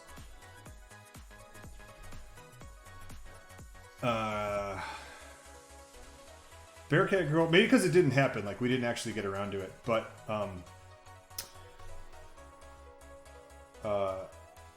I did run into his bodyguard later at a bar where I was retelling the story, and the doorman overheard me and was like, "Hey, did you say Nick Cage?" And I was like, "Yeah." And he goes, "I used to be his bodyguard." And then I talked to that man for 3 hours about being a bodyguard in Las Vegas for celebrities and got some great stories. And he was very cool and chill for a man who was a bodyguard. And I'm pretty sure he wasn't lying, because all of his stories were like, none of them were very over the top, and they were very reasonable. I am trying to set up a window so you guys can see my terrible code.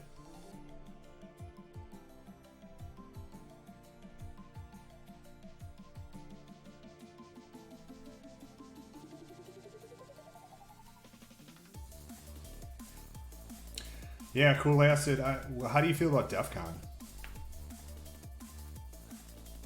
Quintopia, I think of all the cons,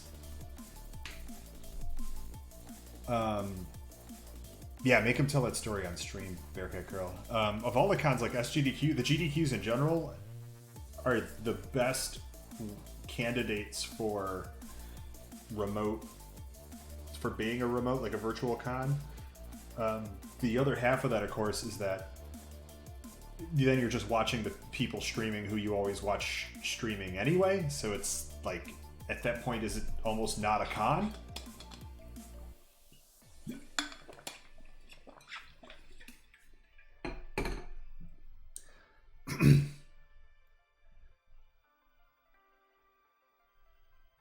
Yeah, Quillis, it's too big, and that's what it is. And actually, I'm really hoping that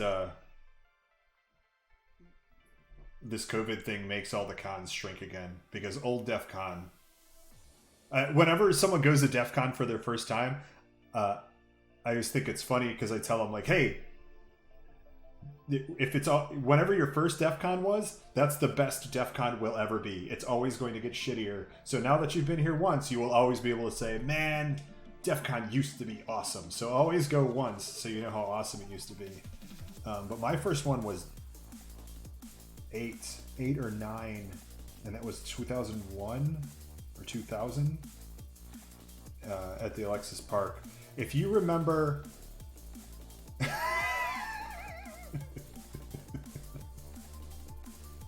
if you remember the two guys who threw the couch from the landfill or from the dump across the street into the pool, I remember those two guys because I was one of those guys, and the pool was extremely cold. They had to, because we threw a foreign thing in the pool, they had to drain it, and we didn't realize that. And I wasn't staying in the hotel because I couldn't afford it, so I came back the next day, and the pool was, it just looked like the pool, like somebody had fished the couch out. What they did is they drained it and refilled it with freezing cold water, and so I jumped into the pool, and it was the coldest pool I had ever felt in my life, and it was terrible, and that explained why nobody was in it but me.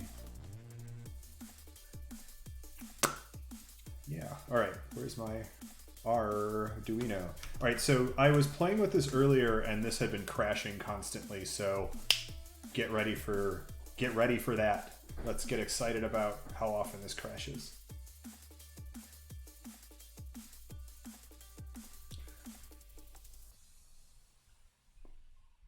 Also, my OBS had been crashing constantly, so we'll see if that starts happening too.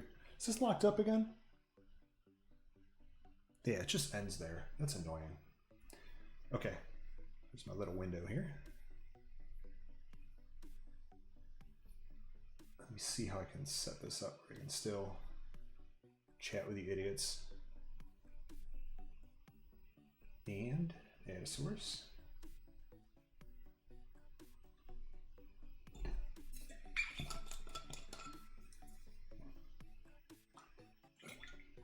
Shout out to Lily for my Pornhub staff water bottle. I use the crap out of it. It's one of the best pieces of wags I've ever gotten. Alright. I think we want a window capture.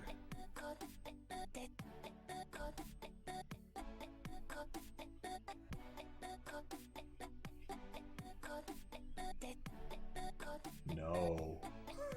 That is not what I wanted.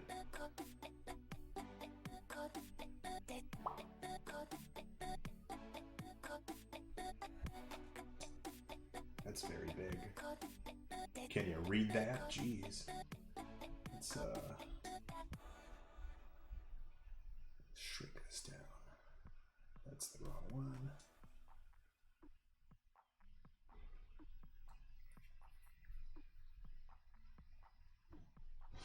I want to try to keep the lighting in there so you can see how what we do affects it. Yeah. Oh, but then you can't see my face, which is the most important part of this stream.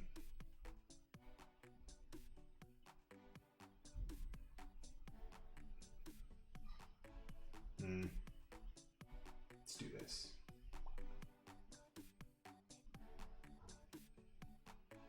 Oh no, it scales it. I gotta actually make this window a different size here. That's kind of funny.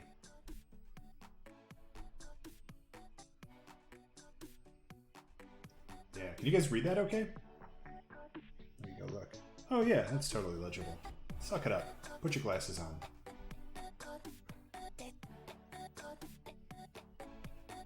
Hey Rex Wrath, how's it going? And Roman 6. I know you guys from the internet.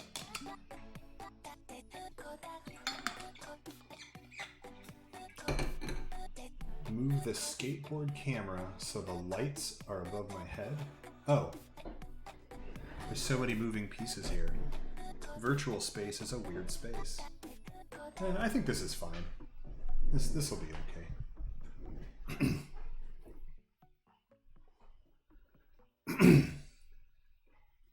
Thanks for joining, kids. Don't forget to like and subscribe. And do a follow. Any donations you give me... Oh, it crashed.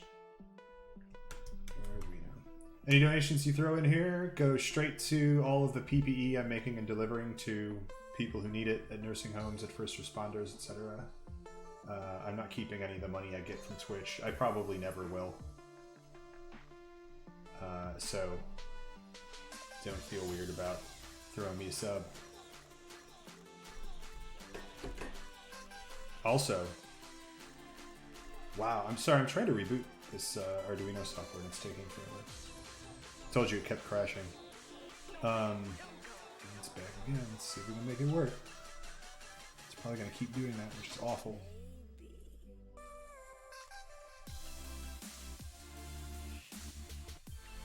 Yeah.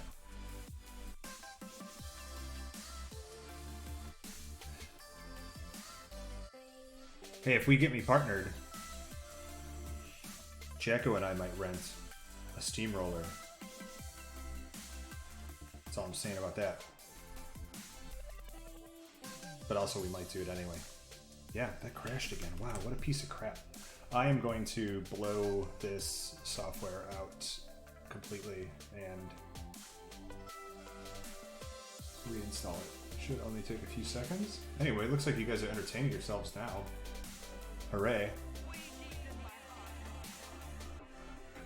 Stream roller. That's what we'll call it. The stream roller. Jakku, can we call it the stream roller? He's gonna yell at me and tell me not to talk about it. That's his one job, that's what he does.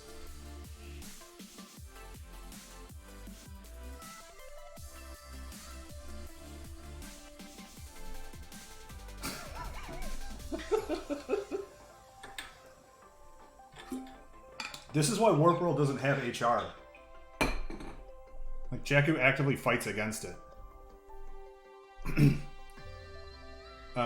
We can get Johnny Cat and Streamroller emotes. I can definitely promise that.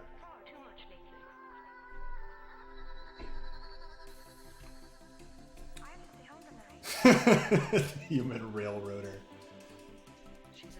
Yeah, every time I report stuff to Jacko, he's just like, noted, and he puts it in my file. He puts it in my file.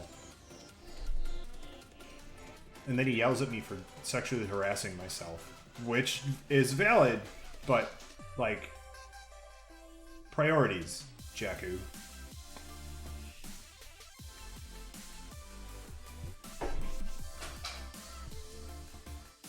Jakku, you do railroad all the ideas.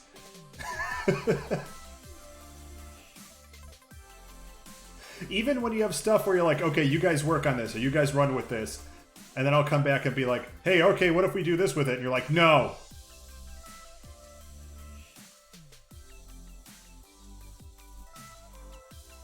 Where? I forgot what I was doing. I'm Arduinoing. My problem is, I need to get my libraries out of there. And I don't know where that file ended up, so let me open that again. Because it was really nice that I had that saved, and now I don't.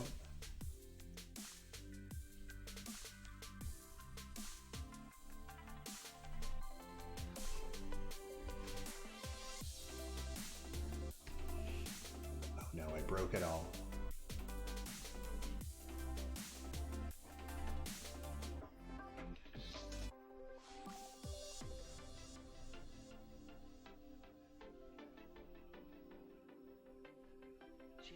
Trash Bag, thanks for the sub!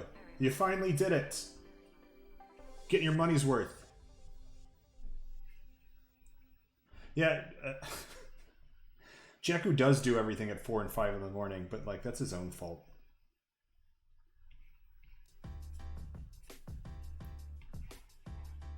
He can't do it on airplanes anymore like he used to.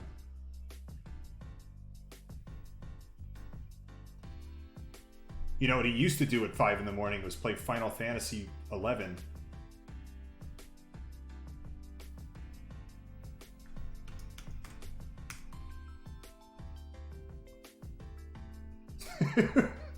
Jakku, did you play it without streaming it? You did you log off of stream and keep playing?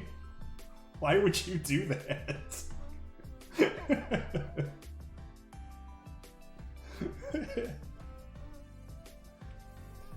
All the prime Final Fantasy 11 viewers are on between 2 and 8 a.m.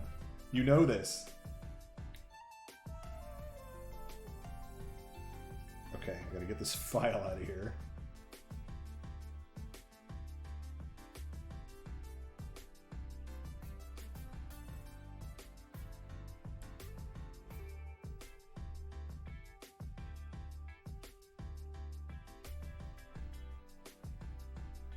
Okay. I think I found what part of the problem might have been, so that's good.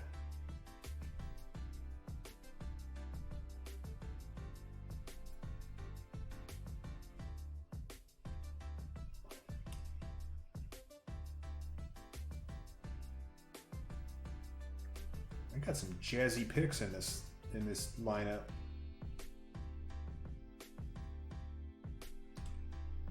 I'm digging this.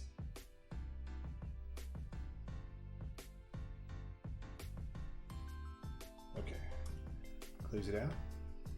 Toss it in the trash. Throw it in the garbage. Jakku, you missed Kate. She was on earlier.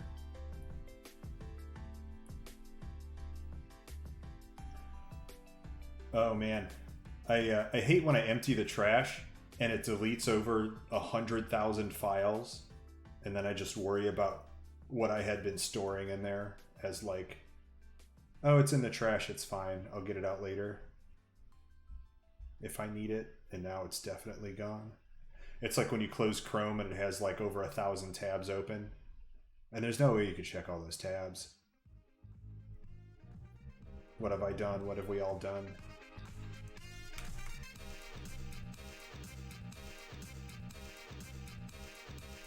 Okay. Got my new Arduino, my new Duino. Fi, thanks for the sub, man. Appreciate it. It's cool stuff. One sub makes 300 ear savers. Or something. Or 30. Some amount. Guaranteed. Hands down. I promise. And man, let me tell you, I'm getting more of a response on the ear savers. Do you guys know what ear savers are? I don't have it in here to show you. And I don't feel like bringing the printer stream up. They're these little things I make that go behind your head, and you clip your mask loops to the ear saver behind your head instead of on your ears, so that your ears aren't constantly getting yanked on. And I get a better response to those than I do for all the face shields I'm bringing to the hospitals.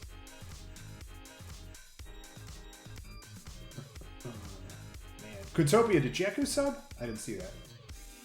Jakku, I thought Jakku doesn't sub to anybody. That's like how on Twitter he doesn't like anyone's tweets. Go look. Jakku doesn't like anyone's tweets. Every now and then you can catch one though. And then he deletes it later. Alright, between now. Gotta rebuild my libraries folder.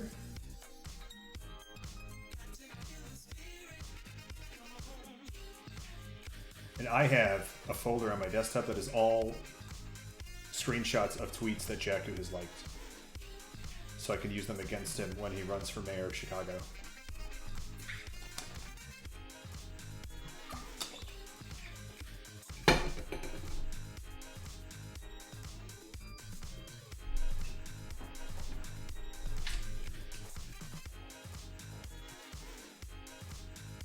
What's going on with this bar that doesn't work up here? This thing's dumb. I'm gonna get rid of this. Now everything's just lopsided. Take that.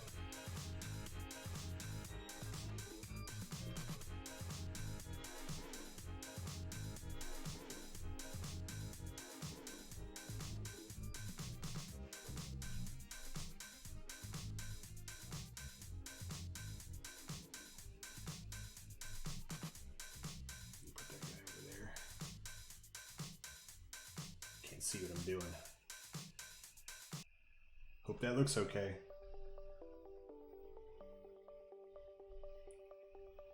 Good enough for me. I just work here anyway. Okay, got my Arduino back. Let me fix these libraries. It should take a second. Drop these in. And if these are what was crashing it in the first place, this will have been an exciting experiment in failure. Okay.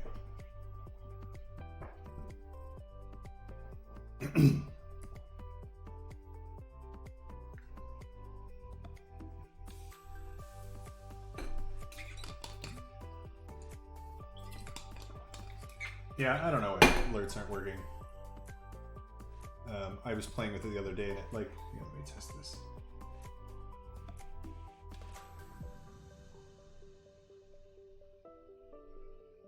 Yep, nothing's coming up. I don't know.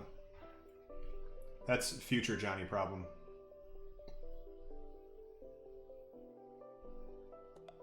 Let me see if I can restart stream labels without breaking the stream.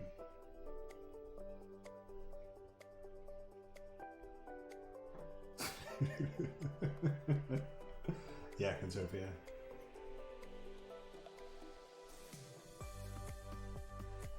Nope, that's not working. I may have also lost the box somewhere in all my screwing around.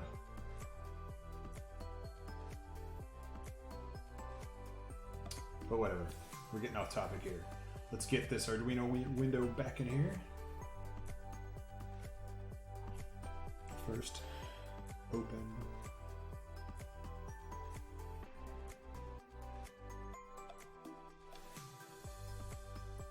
The sketch.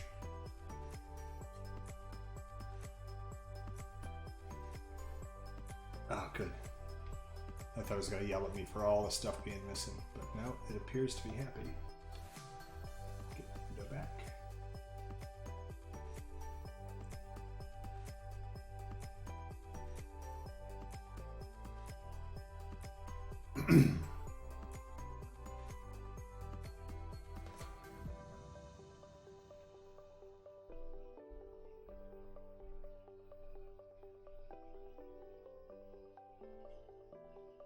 Why is this all dumb now? Oh yeah, that's why. Ugh.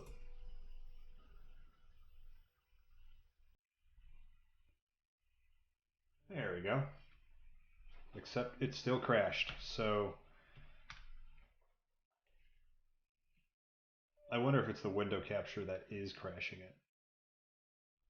That shouldn't happen, but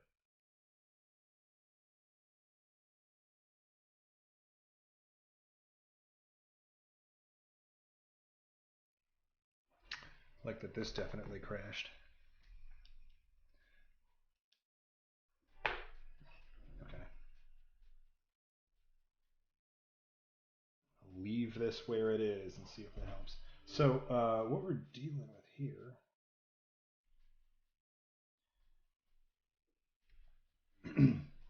this is an Arduino library called Fast LED. You can get it off of GitHub. And you just throw it in your Arduino libraries folder. If you don't know what Arduino is, it's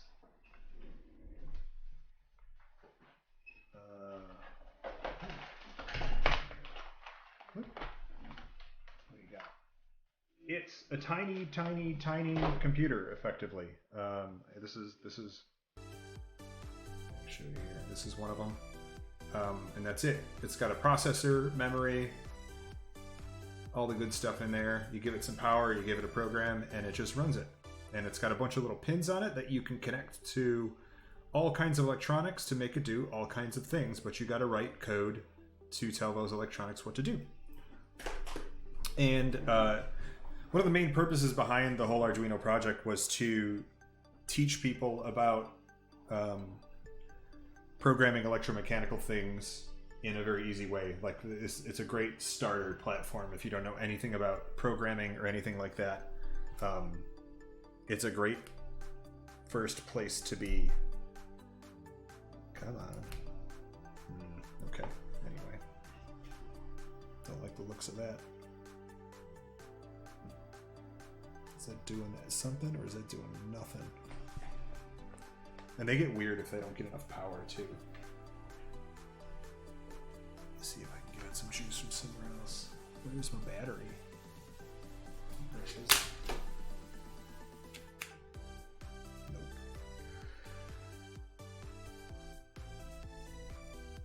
I wonder if some stuff just settled in there and I'm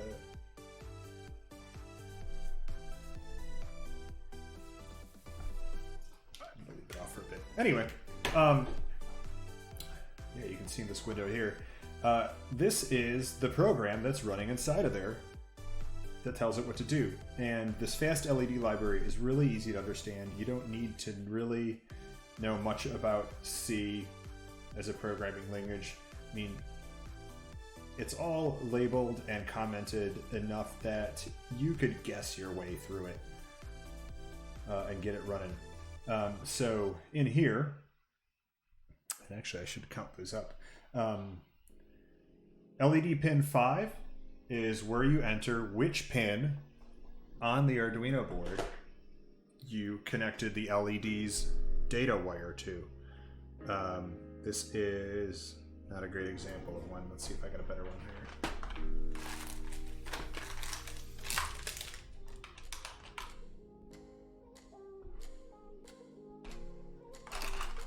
Ooh, I got a ton in here. Yeah, here's a good example.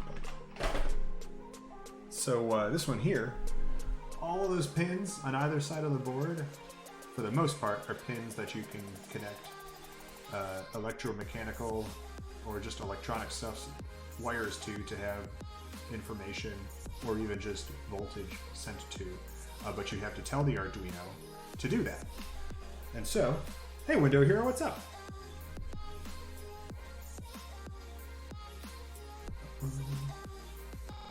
Thanks for the follow. Appreciate it. And World Champ as well. An hour ago. Yeah, so here we tell it, hey, send all that data out on pin 5. And that's what I got it. So that's what you guys saw me soldering on that resistor. That resistor is connected to pin 5 on that board. We have to tell it how many LEDs there are. And this is important because there's a lot of math that goes on later to make the LEDs do all the kinds of weird patterns and fades and colors and things, and that math is based around which LED it's telling it to do what and when, and so it needs to know how many LEDs there are max. I know there are 30 because I wrote this for this same strip, so I'm going to trust that I know how to count. So it got me this far. Hey, congrats, Window Hero. You've been spending like a month on that. That's good to hear. So here is this is called the baud rate for the Arduino. That's for the communications for dropping the code onto it.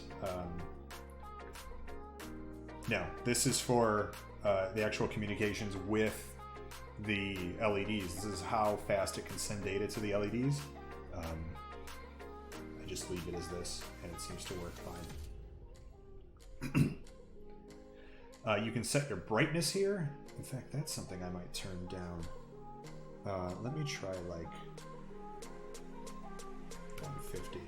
So this is a value between 0 and 255 that controls how bright the LEDs are. This is literally because they're LEDs, the more voltage you send into them, the brighter they are, but also that means the more power they suck out of the battery, and some of them might get a little weird if you make them too bright, so we're gonna set it right in the middle.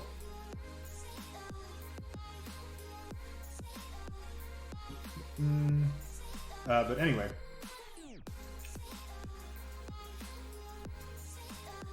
this is just what it runs through when it boots up. And then I set it up to run some custom stuff. And that custom stuff is down here, and it's a bunch of code I stole from other places. And if you just look up like WS2812 Arduino code and libraries, there's all kinds of really cool stuff that people have made out there that you can grab and then drop into your Arduino and tweak a little bit to make do very much neat, cool stuff. So I'm trying to just scroll through this and remember what I had it do. So this function, the my custom effect, I dropped a bunch of other functions in that it kind of just loops through. And one is this like fire effect.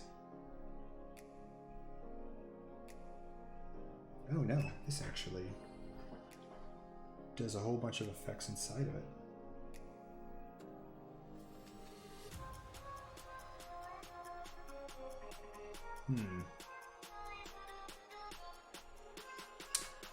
I don't know if this is actually the code that I have running on there, but we're going to upload it and see what it does.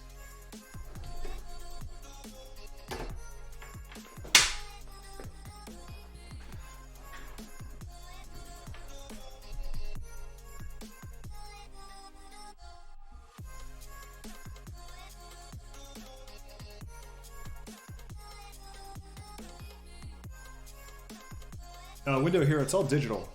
If you look up the WS2811, 2812 LEDs, they're all serially addressable. And they're basically given a color value and an intensity. Wow. I don't like that that's how it boots up now. It's no good. But let me try just writing this to it. Verify.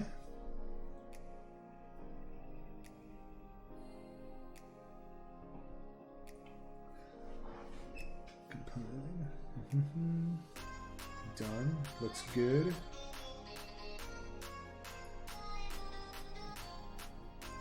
Should. Yeah.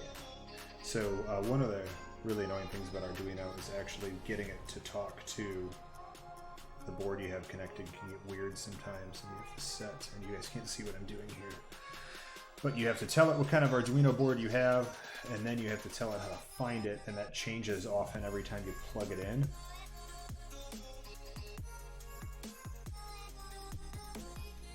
So I'm going to mess with this for a while.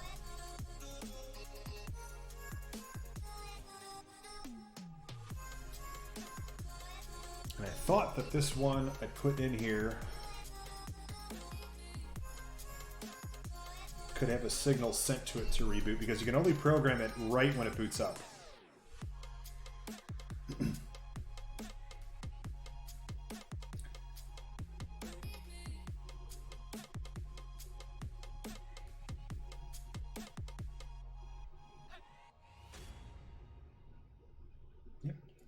It's an Arduino Mini. I don't know. I sealed it up in there. I wonder if I shouldn't be connecting it to this hub. What kind of disconnect? Disconnect this. Adapter.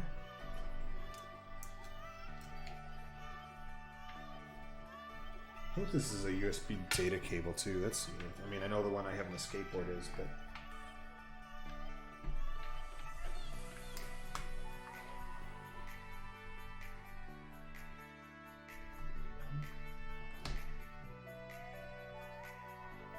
this doesn't do power pass through. That sucks. What's this? Okay, laptop won't die, guys. Okay, let's see if we can find it now.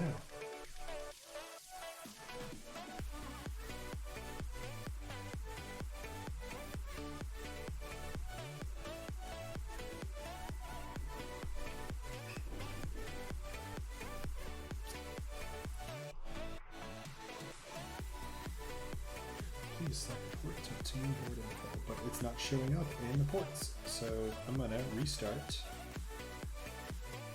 the Arduino, because sometimes that helps.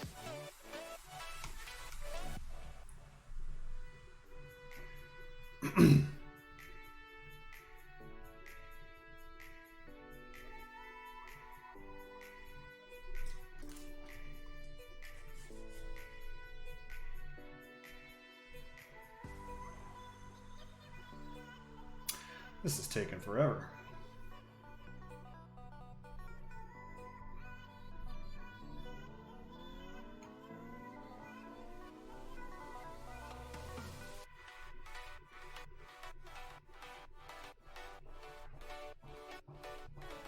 Nope, what's the trick?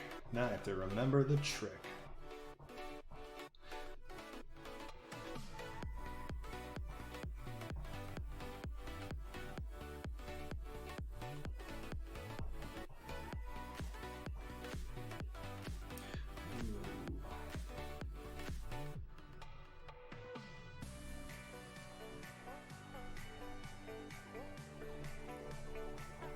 I wish I didn't seal that Arduino up in there before.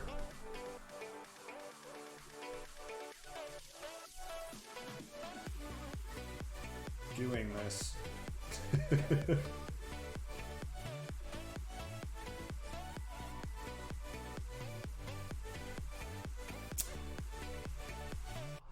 Man.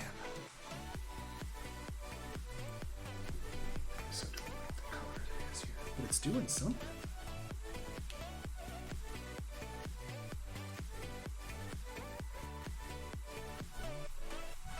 Yeah, it's like something came loose in there. Well.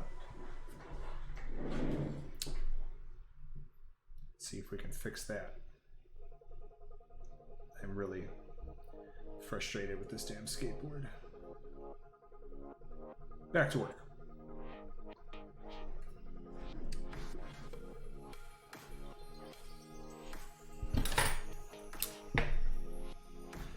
That's what I get for sealing it up early. You guys had a responsibility to yell at me about sealing this up before I made sure I was done.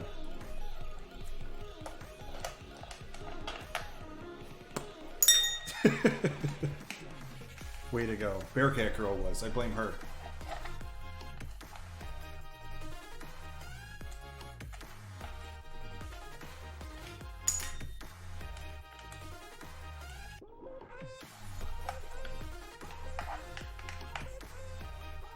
No, I don't want to blame Jakku because then he's going to come fix it and then call everyone an idiot.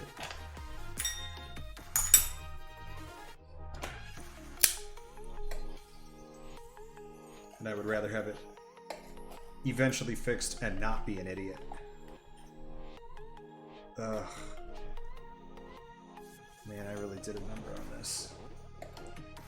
Why did you guys let me do this?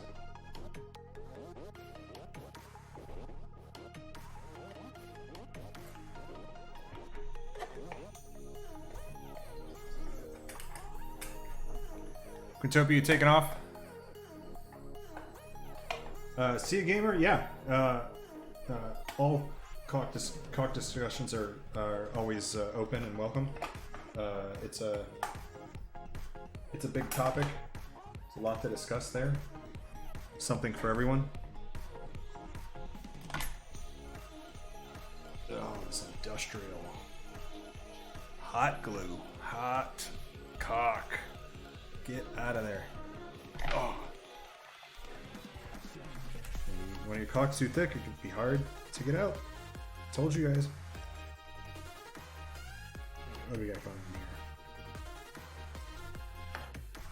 Camera back down in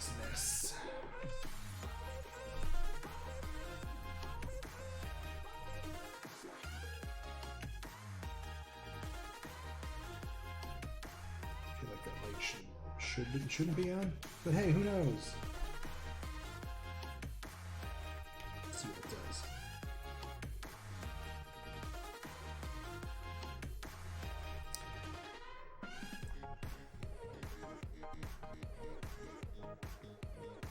It's this freaking connector. I told you. I told you, chat. I told some of you. The rest of you weren't here, but I told at least 4 of you. Something's wacky with this connector, and it happens all the time. See that? I just reconnected it. No problems. But it's... Is it a cleanliness issue? Is it a hygiene thing? Wow, that's hot. It's probably fine.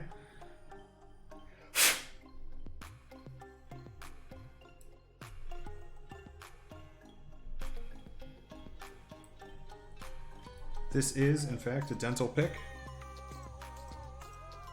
These are insanely useful. Highly recommend everyone get some. If you know a dentist, they're just everywhere. Like next time you go to the dentist, just take them. They won't notice. They have like 1,000 of them. And tell them, if you get caught, tell them Johnny said it was fine. I'm not gonna say it's fine, but tell them that I said it and see if that helps. And then report back. I don't know, these aren't dirty, but everything's a little bit dirty, you know? Where's my alcohol? This is the stuff right here. This 99% kills what ails ya.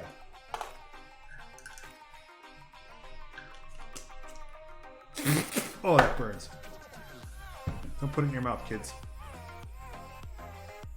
Don't put the alcohol or cock in your mouth. I don't know what I'm doing here, because it looks fine. It's not like I can get in there to clean it. This, maybe I can. Yeah. But it's pretty good. I wonder if it's this down here.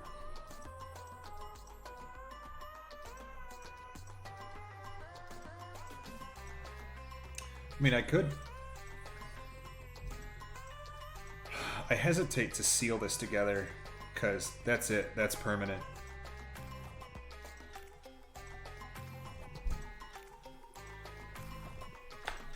Window Hero, it's, I don't remember what it's made of. It's an industrial hot glue. It's serious. It's intense. Like, I'm gonna have to put some elbow grease into picking this off again. Silicone's too weak. Same with hot glue.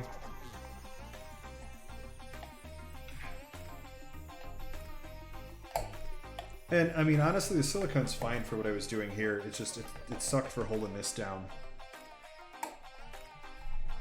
Let's get in here. This is where I slice my fingertip off. Get that clip button ready.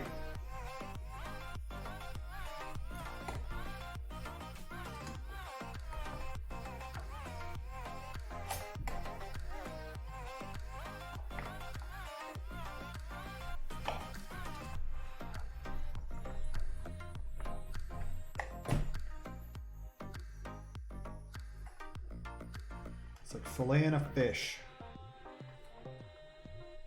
Drop that back down. I'm sure that still works.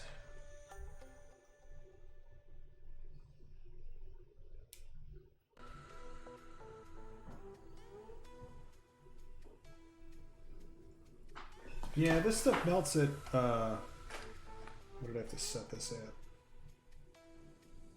180 Celsius. Which is like, I think ABS and PLA melt around that. And I think ABS is way hotter. PLA definitely. PETG. Alright, that's good. It's still working. Now we play this dumb game again. Although, let's try to program it while I got it out.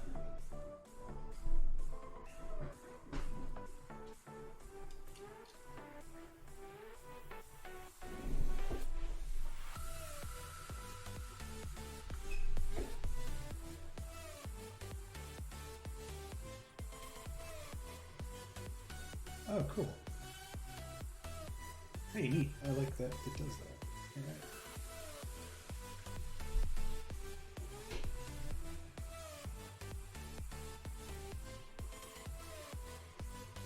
Yep. Okay, it sees it now.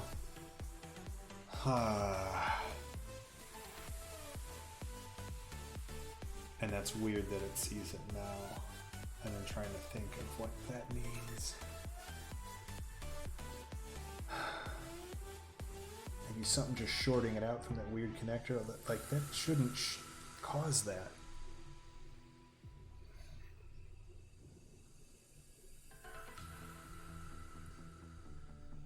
Ugh. All right. So it's uploading. Although I think it's going to fail. Yeah. Yeah. All right. So to upload it, I think I have to catch it. Yeah. I hit here and then upload.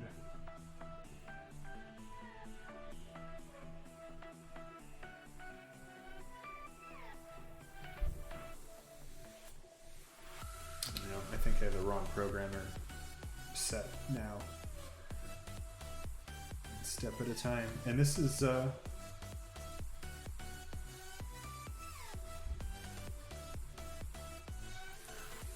why you don't hear more about Arduino. Let's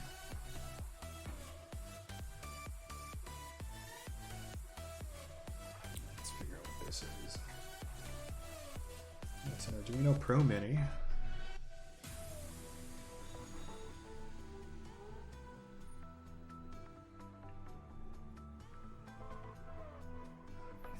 Now I gotta go look them up.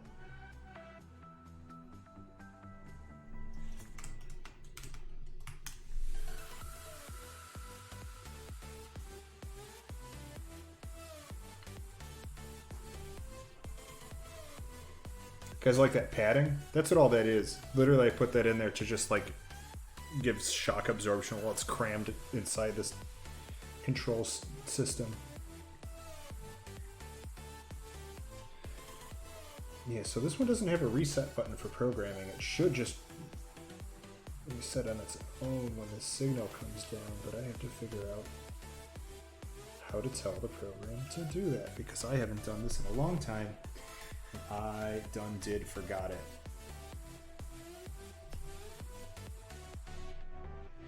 Oh, this might be an Arduino Micro. There's a trillion different Arduinos is half the problem.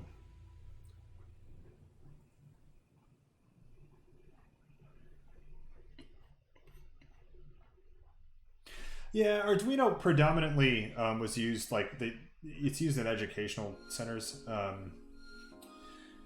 Anyone who's doing any real work who still can't afford, FPGAs are insanely expensive. So no, but Raspberry Pis are much more versatile and can do most everything the Arduinos can. The one benefit to the Arduinos is the real-time I/O access to the pins, and which you almost never need except in the case of there's do that weird light thing again. Gosh, what is that? I may take this off stream and screw with it for a while because I'm getting hungry. But play with it for a little more here. One of the main things the Arduino definitely has going for it is its size. It's a tiny, tiny thing I can cram somewhere and easily program. I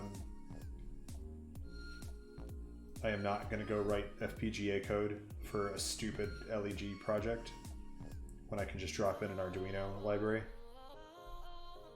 This is dumb. What we're doing here is dumb and does not... the amount of time I've already spent on this, definitely dumb.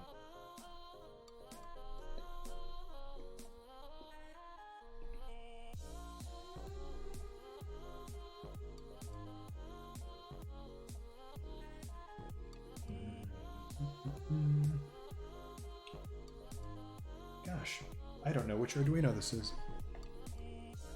Pretty sure it's a regular Mini. It's hard to tell because it's covered up.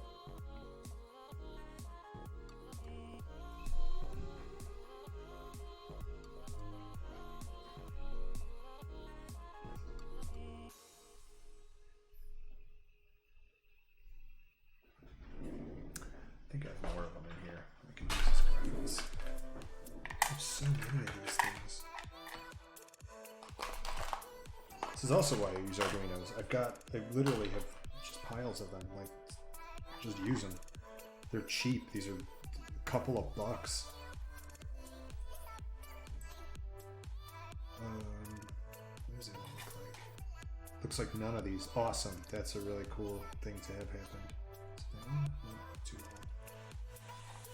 No, that's really old. Wow. Oh, that's a programmer. They used to need a separate programmer for these. That's a Pro Mini. Oh, nice. Should have been using this thing. Using a micro. That'd be the way to go.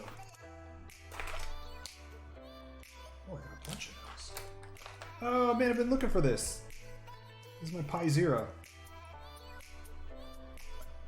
This is fun. Let's play what's in Johnny's electronics box. I think it's an SD card. 32 gig SD card just like floating around. I was legit looking for this. I bought another one. Very upset. Here's another one inside here with a whole LED array on top. Man, why didn't I look in here? All right, I'm gonna stop because I'm getting upset.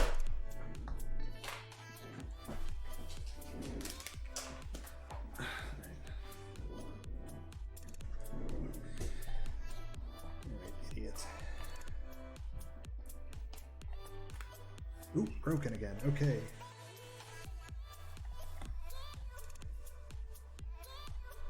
And see, just reseating that connector fixes it. Is it something going on down here? I mean, I'd believe it. But like, I can screw with this all day and it's fine.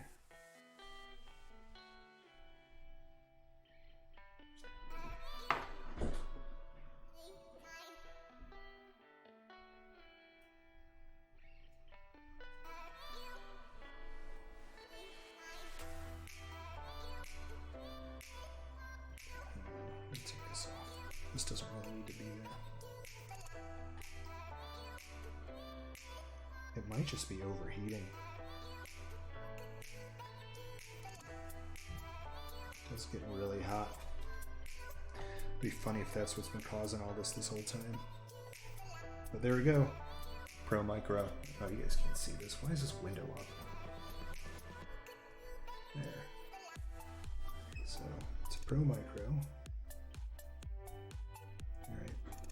Good to know.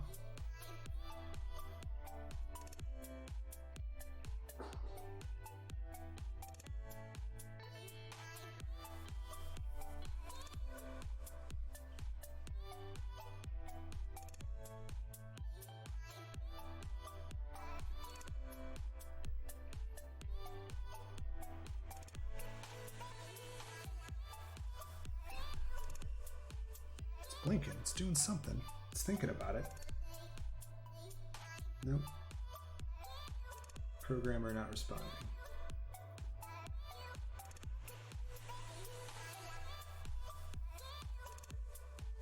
Definitely sees it. That's cool. That's good. You know, Pro Micro. I think that's part of the problem, is I was telling it was a mini.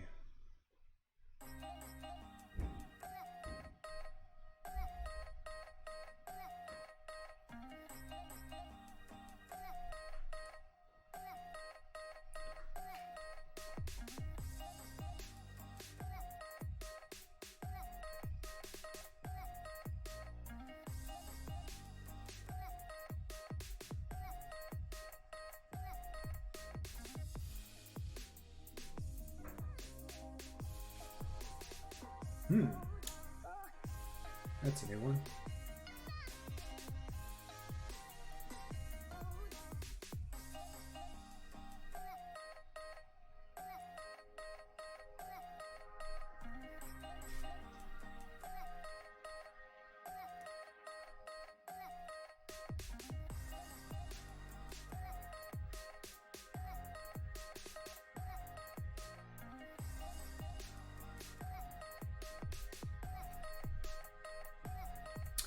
Change ports. Oh, Yeah, it totally disappeared there. Oh yeah, like it's crashing.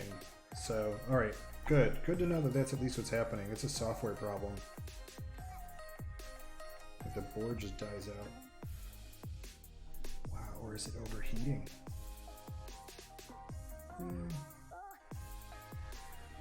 Gotta cool off for a second. See, this is very interesting. I might swap this board out.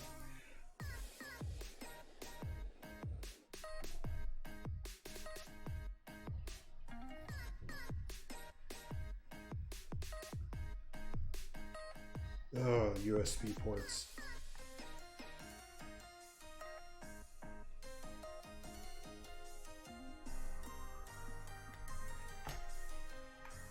See? Now watch this. It's not getting these wires here, right? And pull it out. Oh yeah.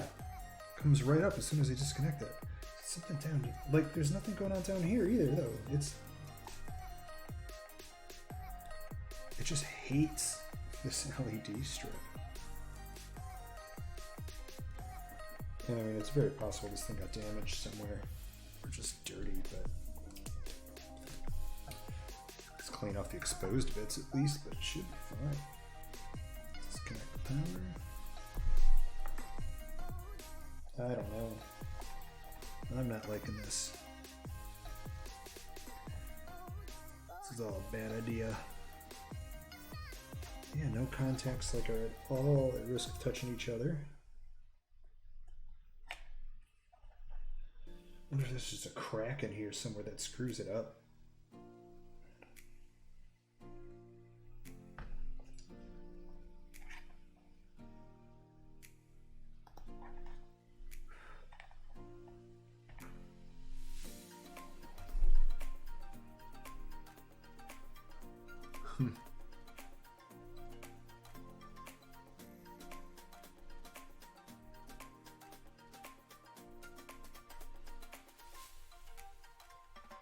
Yep, sees it again. So it's definitely like seriously crashing. This is why you don't put computers in everything, kids.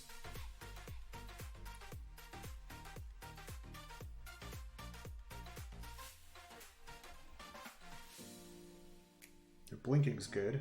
Cool, done uploading. We'll reboot it. See what the hell that code does.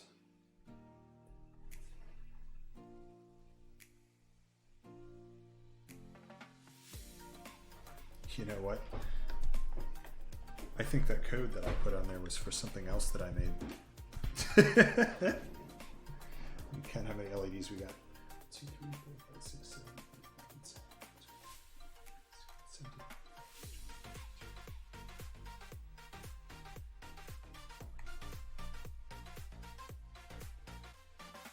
10, 36. Okay, yeah.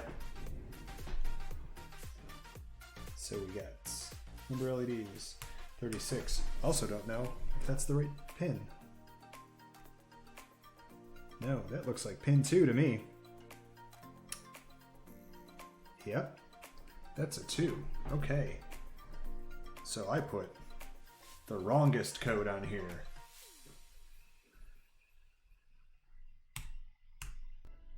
Let's at least change that. And see if we can bring this back to life. Fingers crossed, kids. It's good blinks. Blinkies are good. Good and blinky. Boom. That's cool. I think I'm bad at counting though. Because,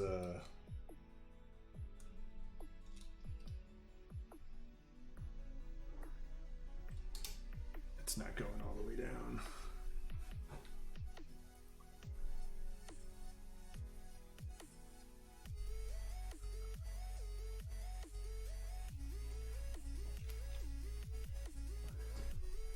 See, it stops right about there. Okay. What the hell? 1, 2, 3, 4, 5, 6, 7, 8, 9, 10, 11, 12, 13,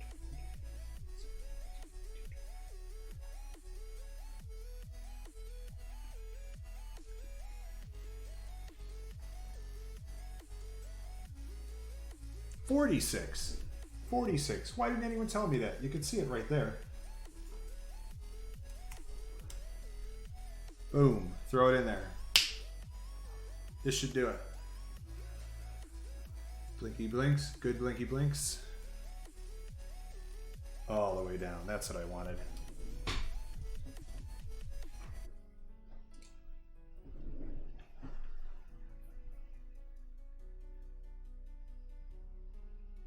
It's good stuff.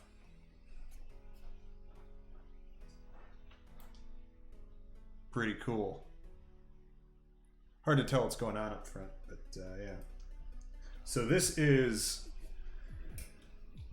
Oh, kind of upset I lost my other code now. Maybe it's in there somewhere, but... Get this out of here for now. This is supposed to mimic like a flame coming from like the whites and yellows all the way up to the reds at the tip. Kind of a cool effect. I could leave that on there if I wanted. This is a lot less code and thus inherently, I guess, more stable. I'm gonna let this run for a bit while I put this back in and see if it doesn't die this time. But I think the problem was it was overheating, which might always happen. I don't know. We'll see.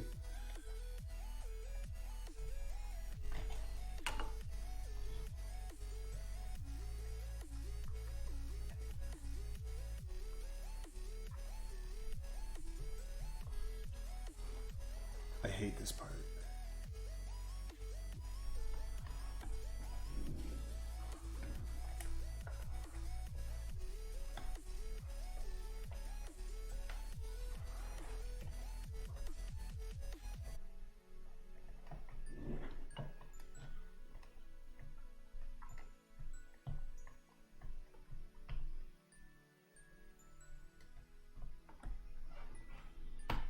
Come on.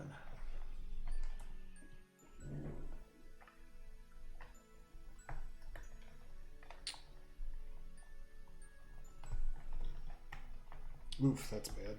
Oh no, I broke it. All right. Easy fix. It was inevitable. It's fine, we'll fix it.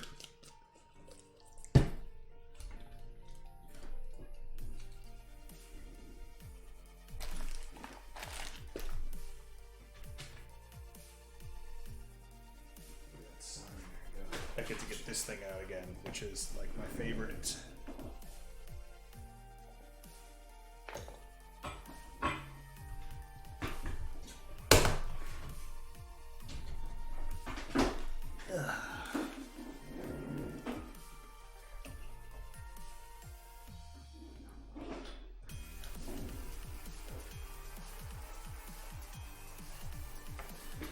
Wish that thing was better up close.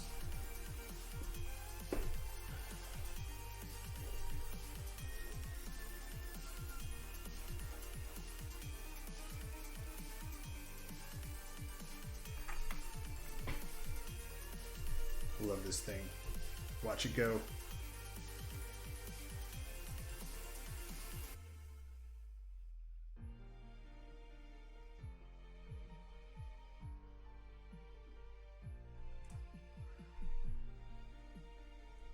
All right.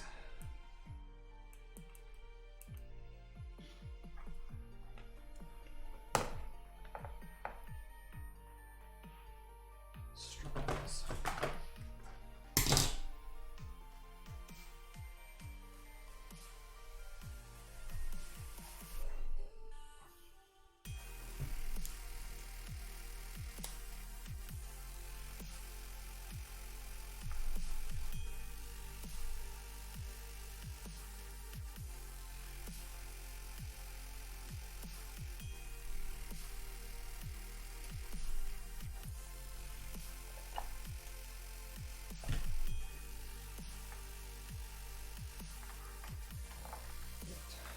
Tip.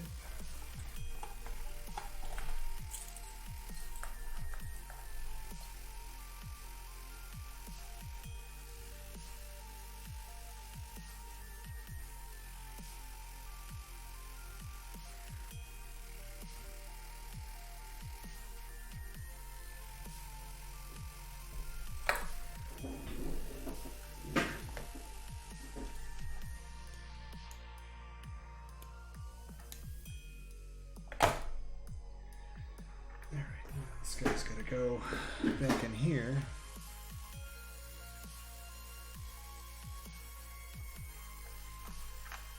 Man, I am getting hungry. I might call it for now. Get this back up and running. Get out of here.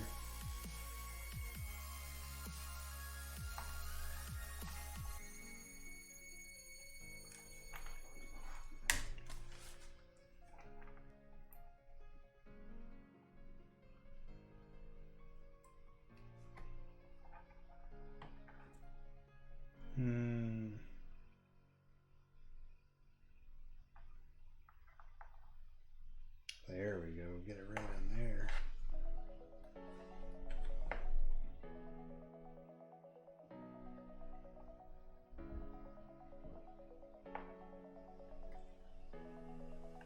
Ooh, that's a great spot.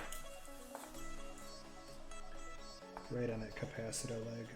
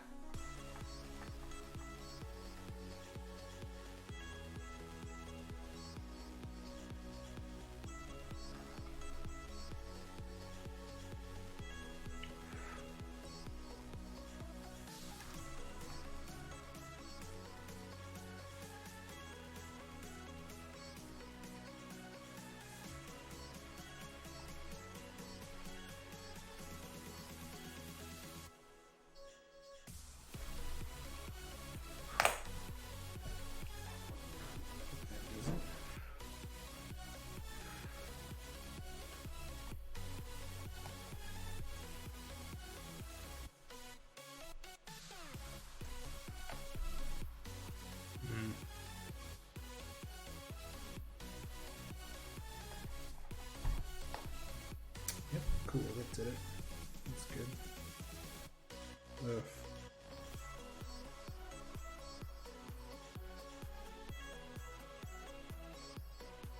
Nope. It's not as good of a spot as I thought. Let's go this way.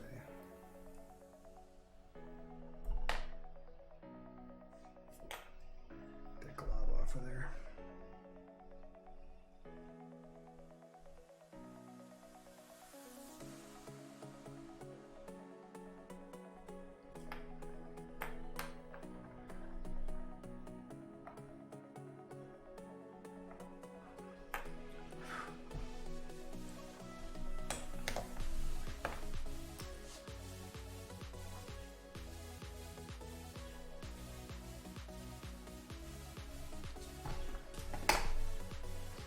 Some of this button deck away.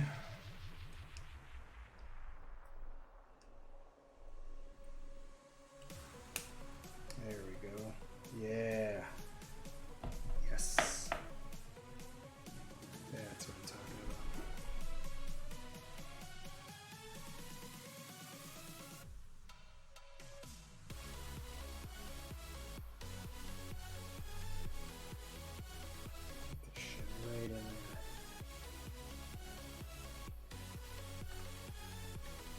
It down, give it some more Bondic.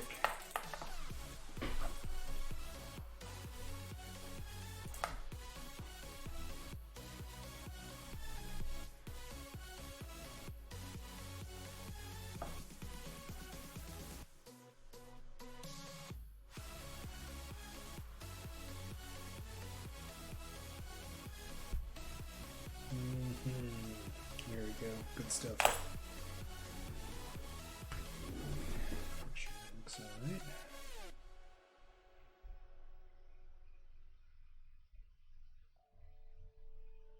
Ugh. The pen itself could use some.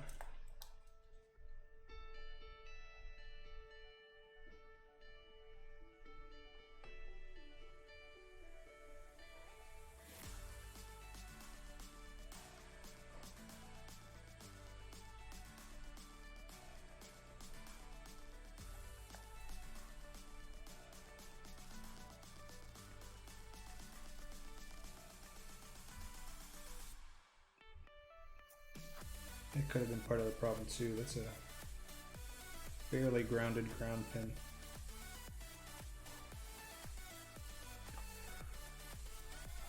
And as the name implies, generally you'd want to ground them. It's a little cracked. Touch that up.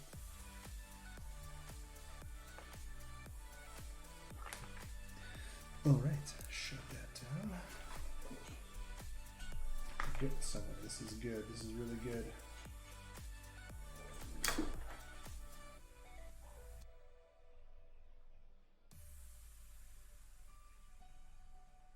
Make sure this works.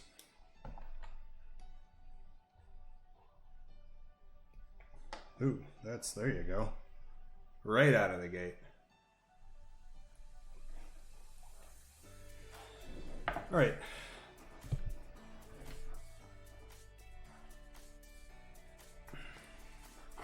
For anyone who hasn't seen this Bondic work, I lost it. There it is. This stuff is amazing.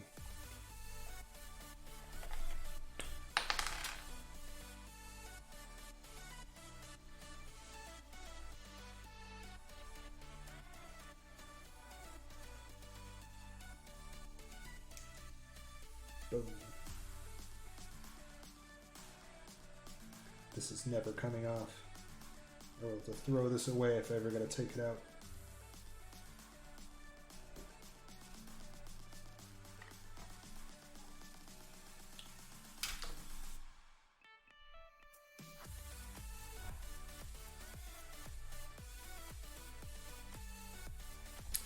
Alright, let's pack it in. Keep this in so I can guide it properly. Man, it's bright. Maybe I shouldn't be doing this in a dark room, huh?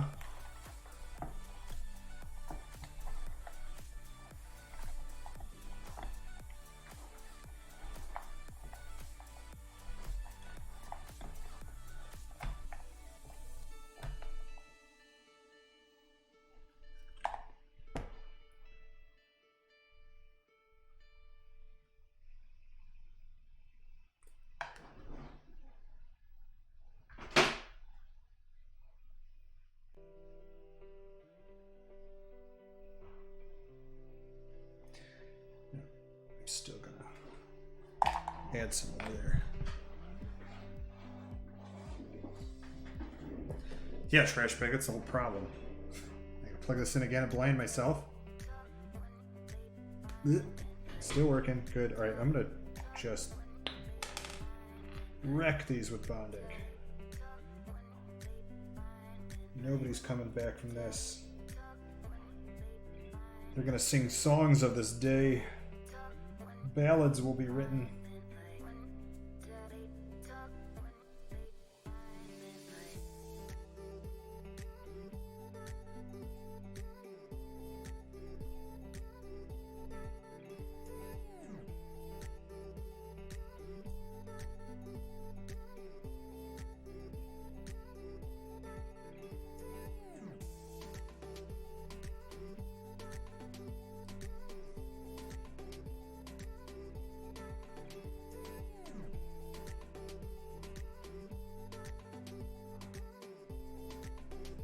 Right.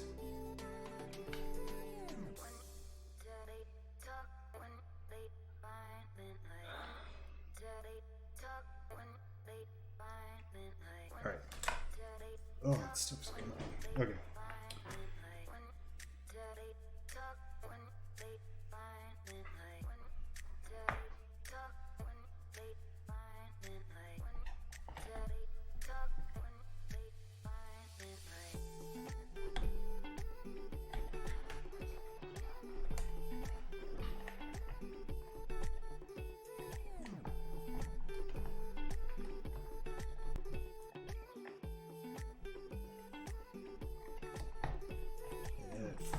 Up already, but rebooting it may fix that.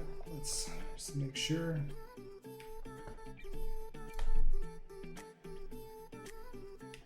Nope, there it goes. All right.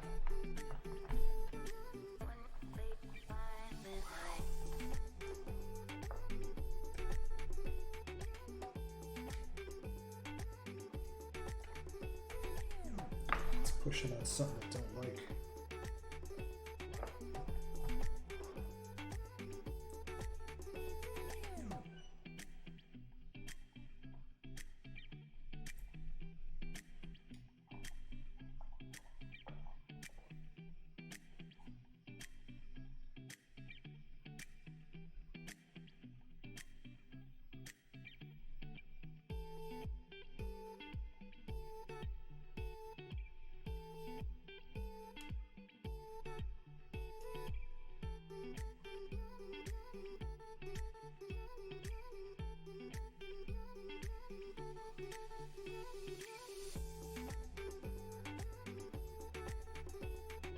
Ooh, I think that's just grounding out against there. That's what that is. I think that might be the problem I've been having this entire time.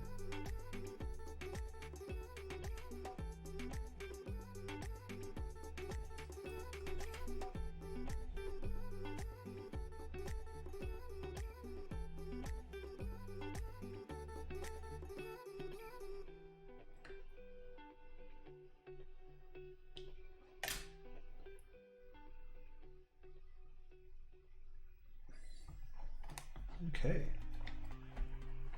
Wow.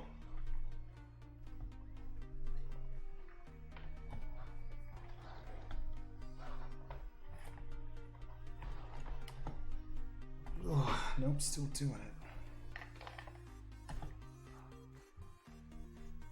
Yeah, it's definitely something in here.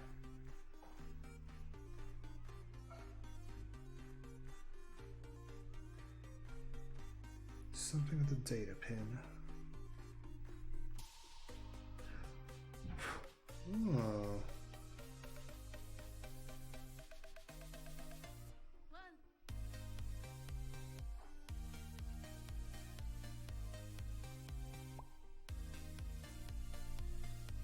Yeah. It's right there.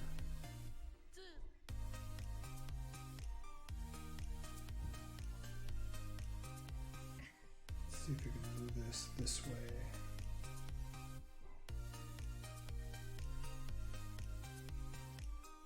There. All right. Oh man, I've been troubleshooting that for like a year.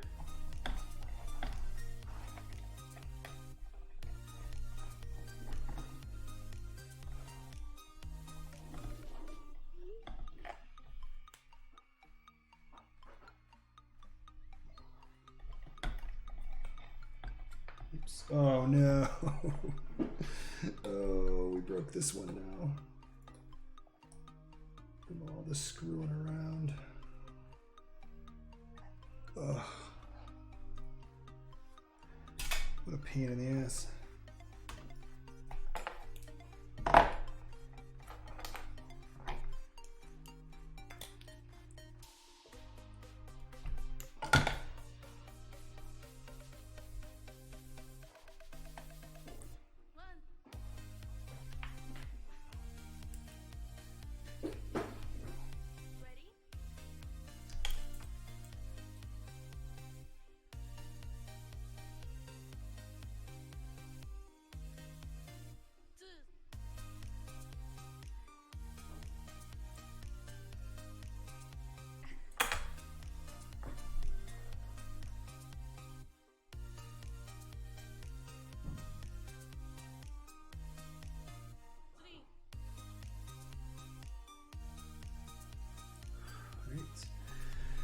Oh, that's back on.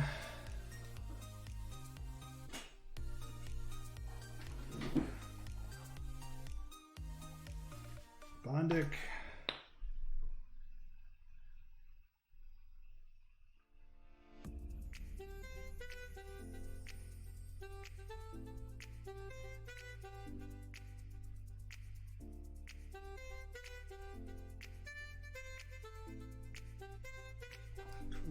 Clean up what else happened here.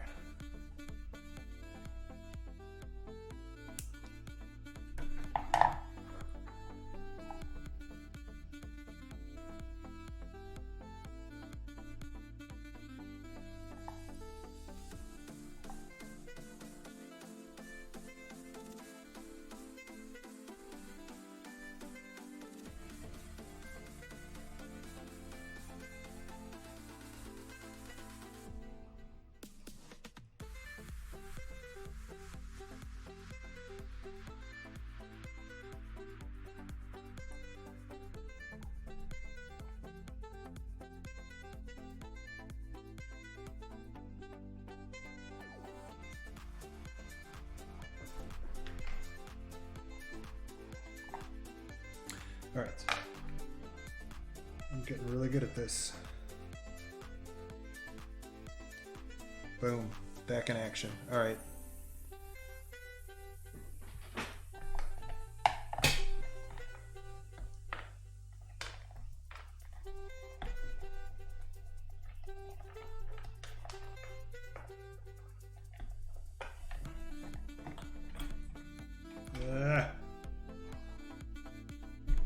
Where'd my USB cable go? It's on the floor. Who put it there?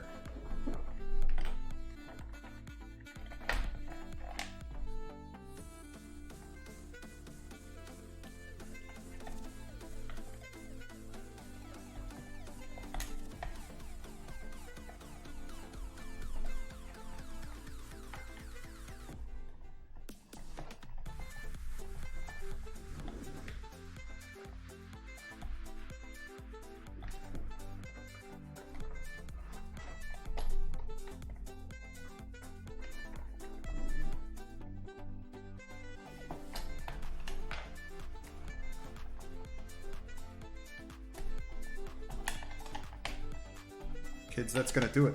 That's gonna do it.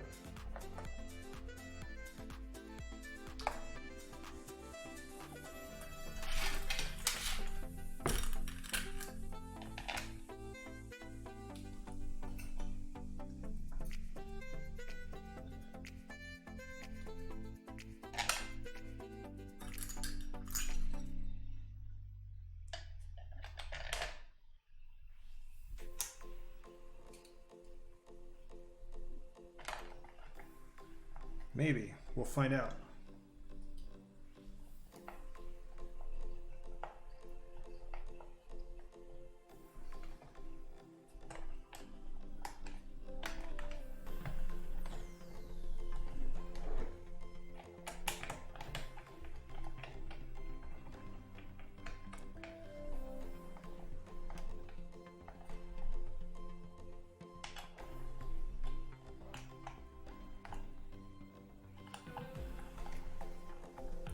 Oh, man.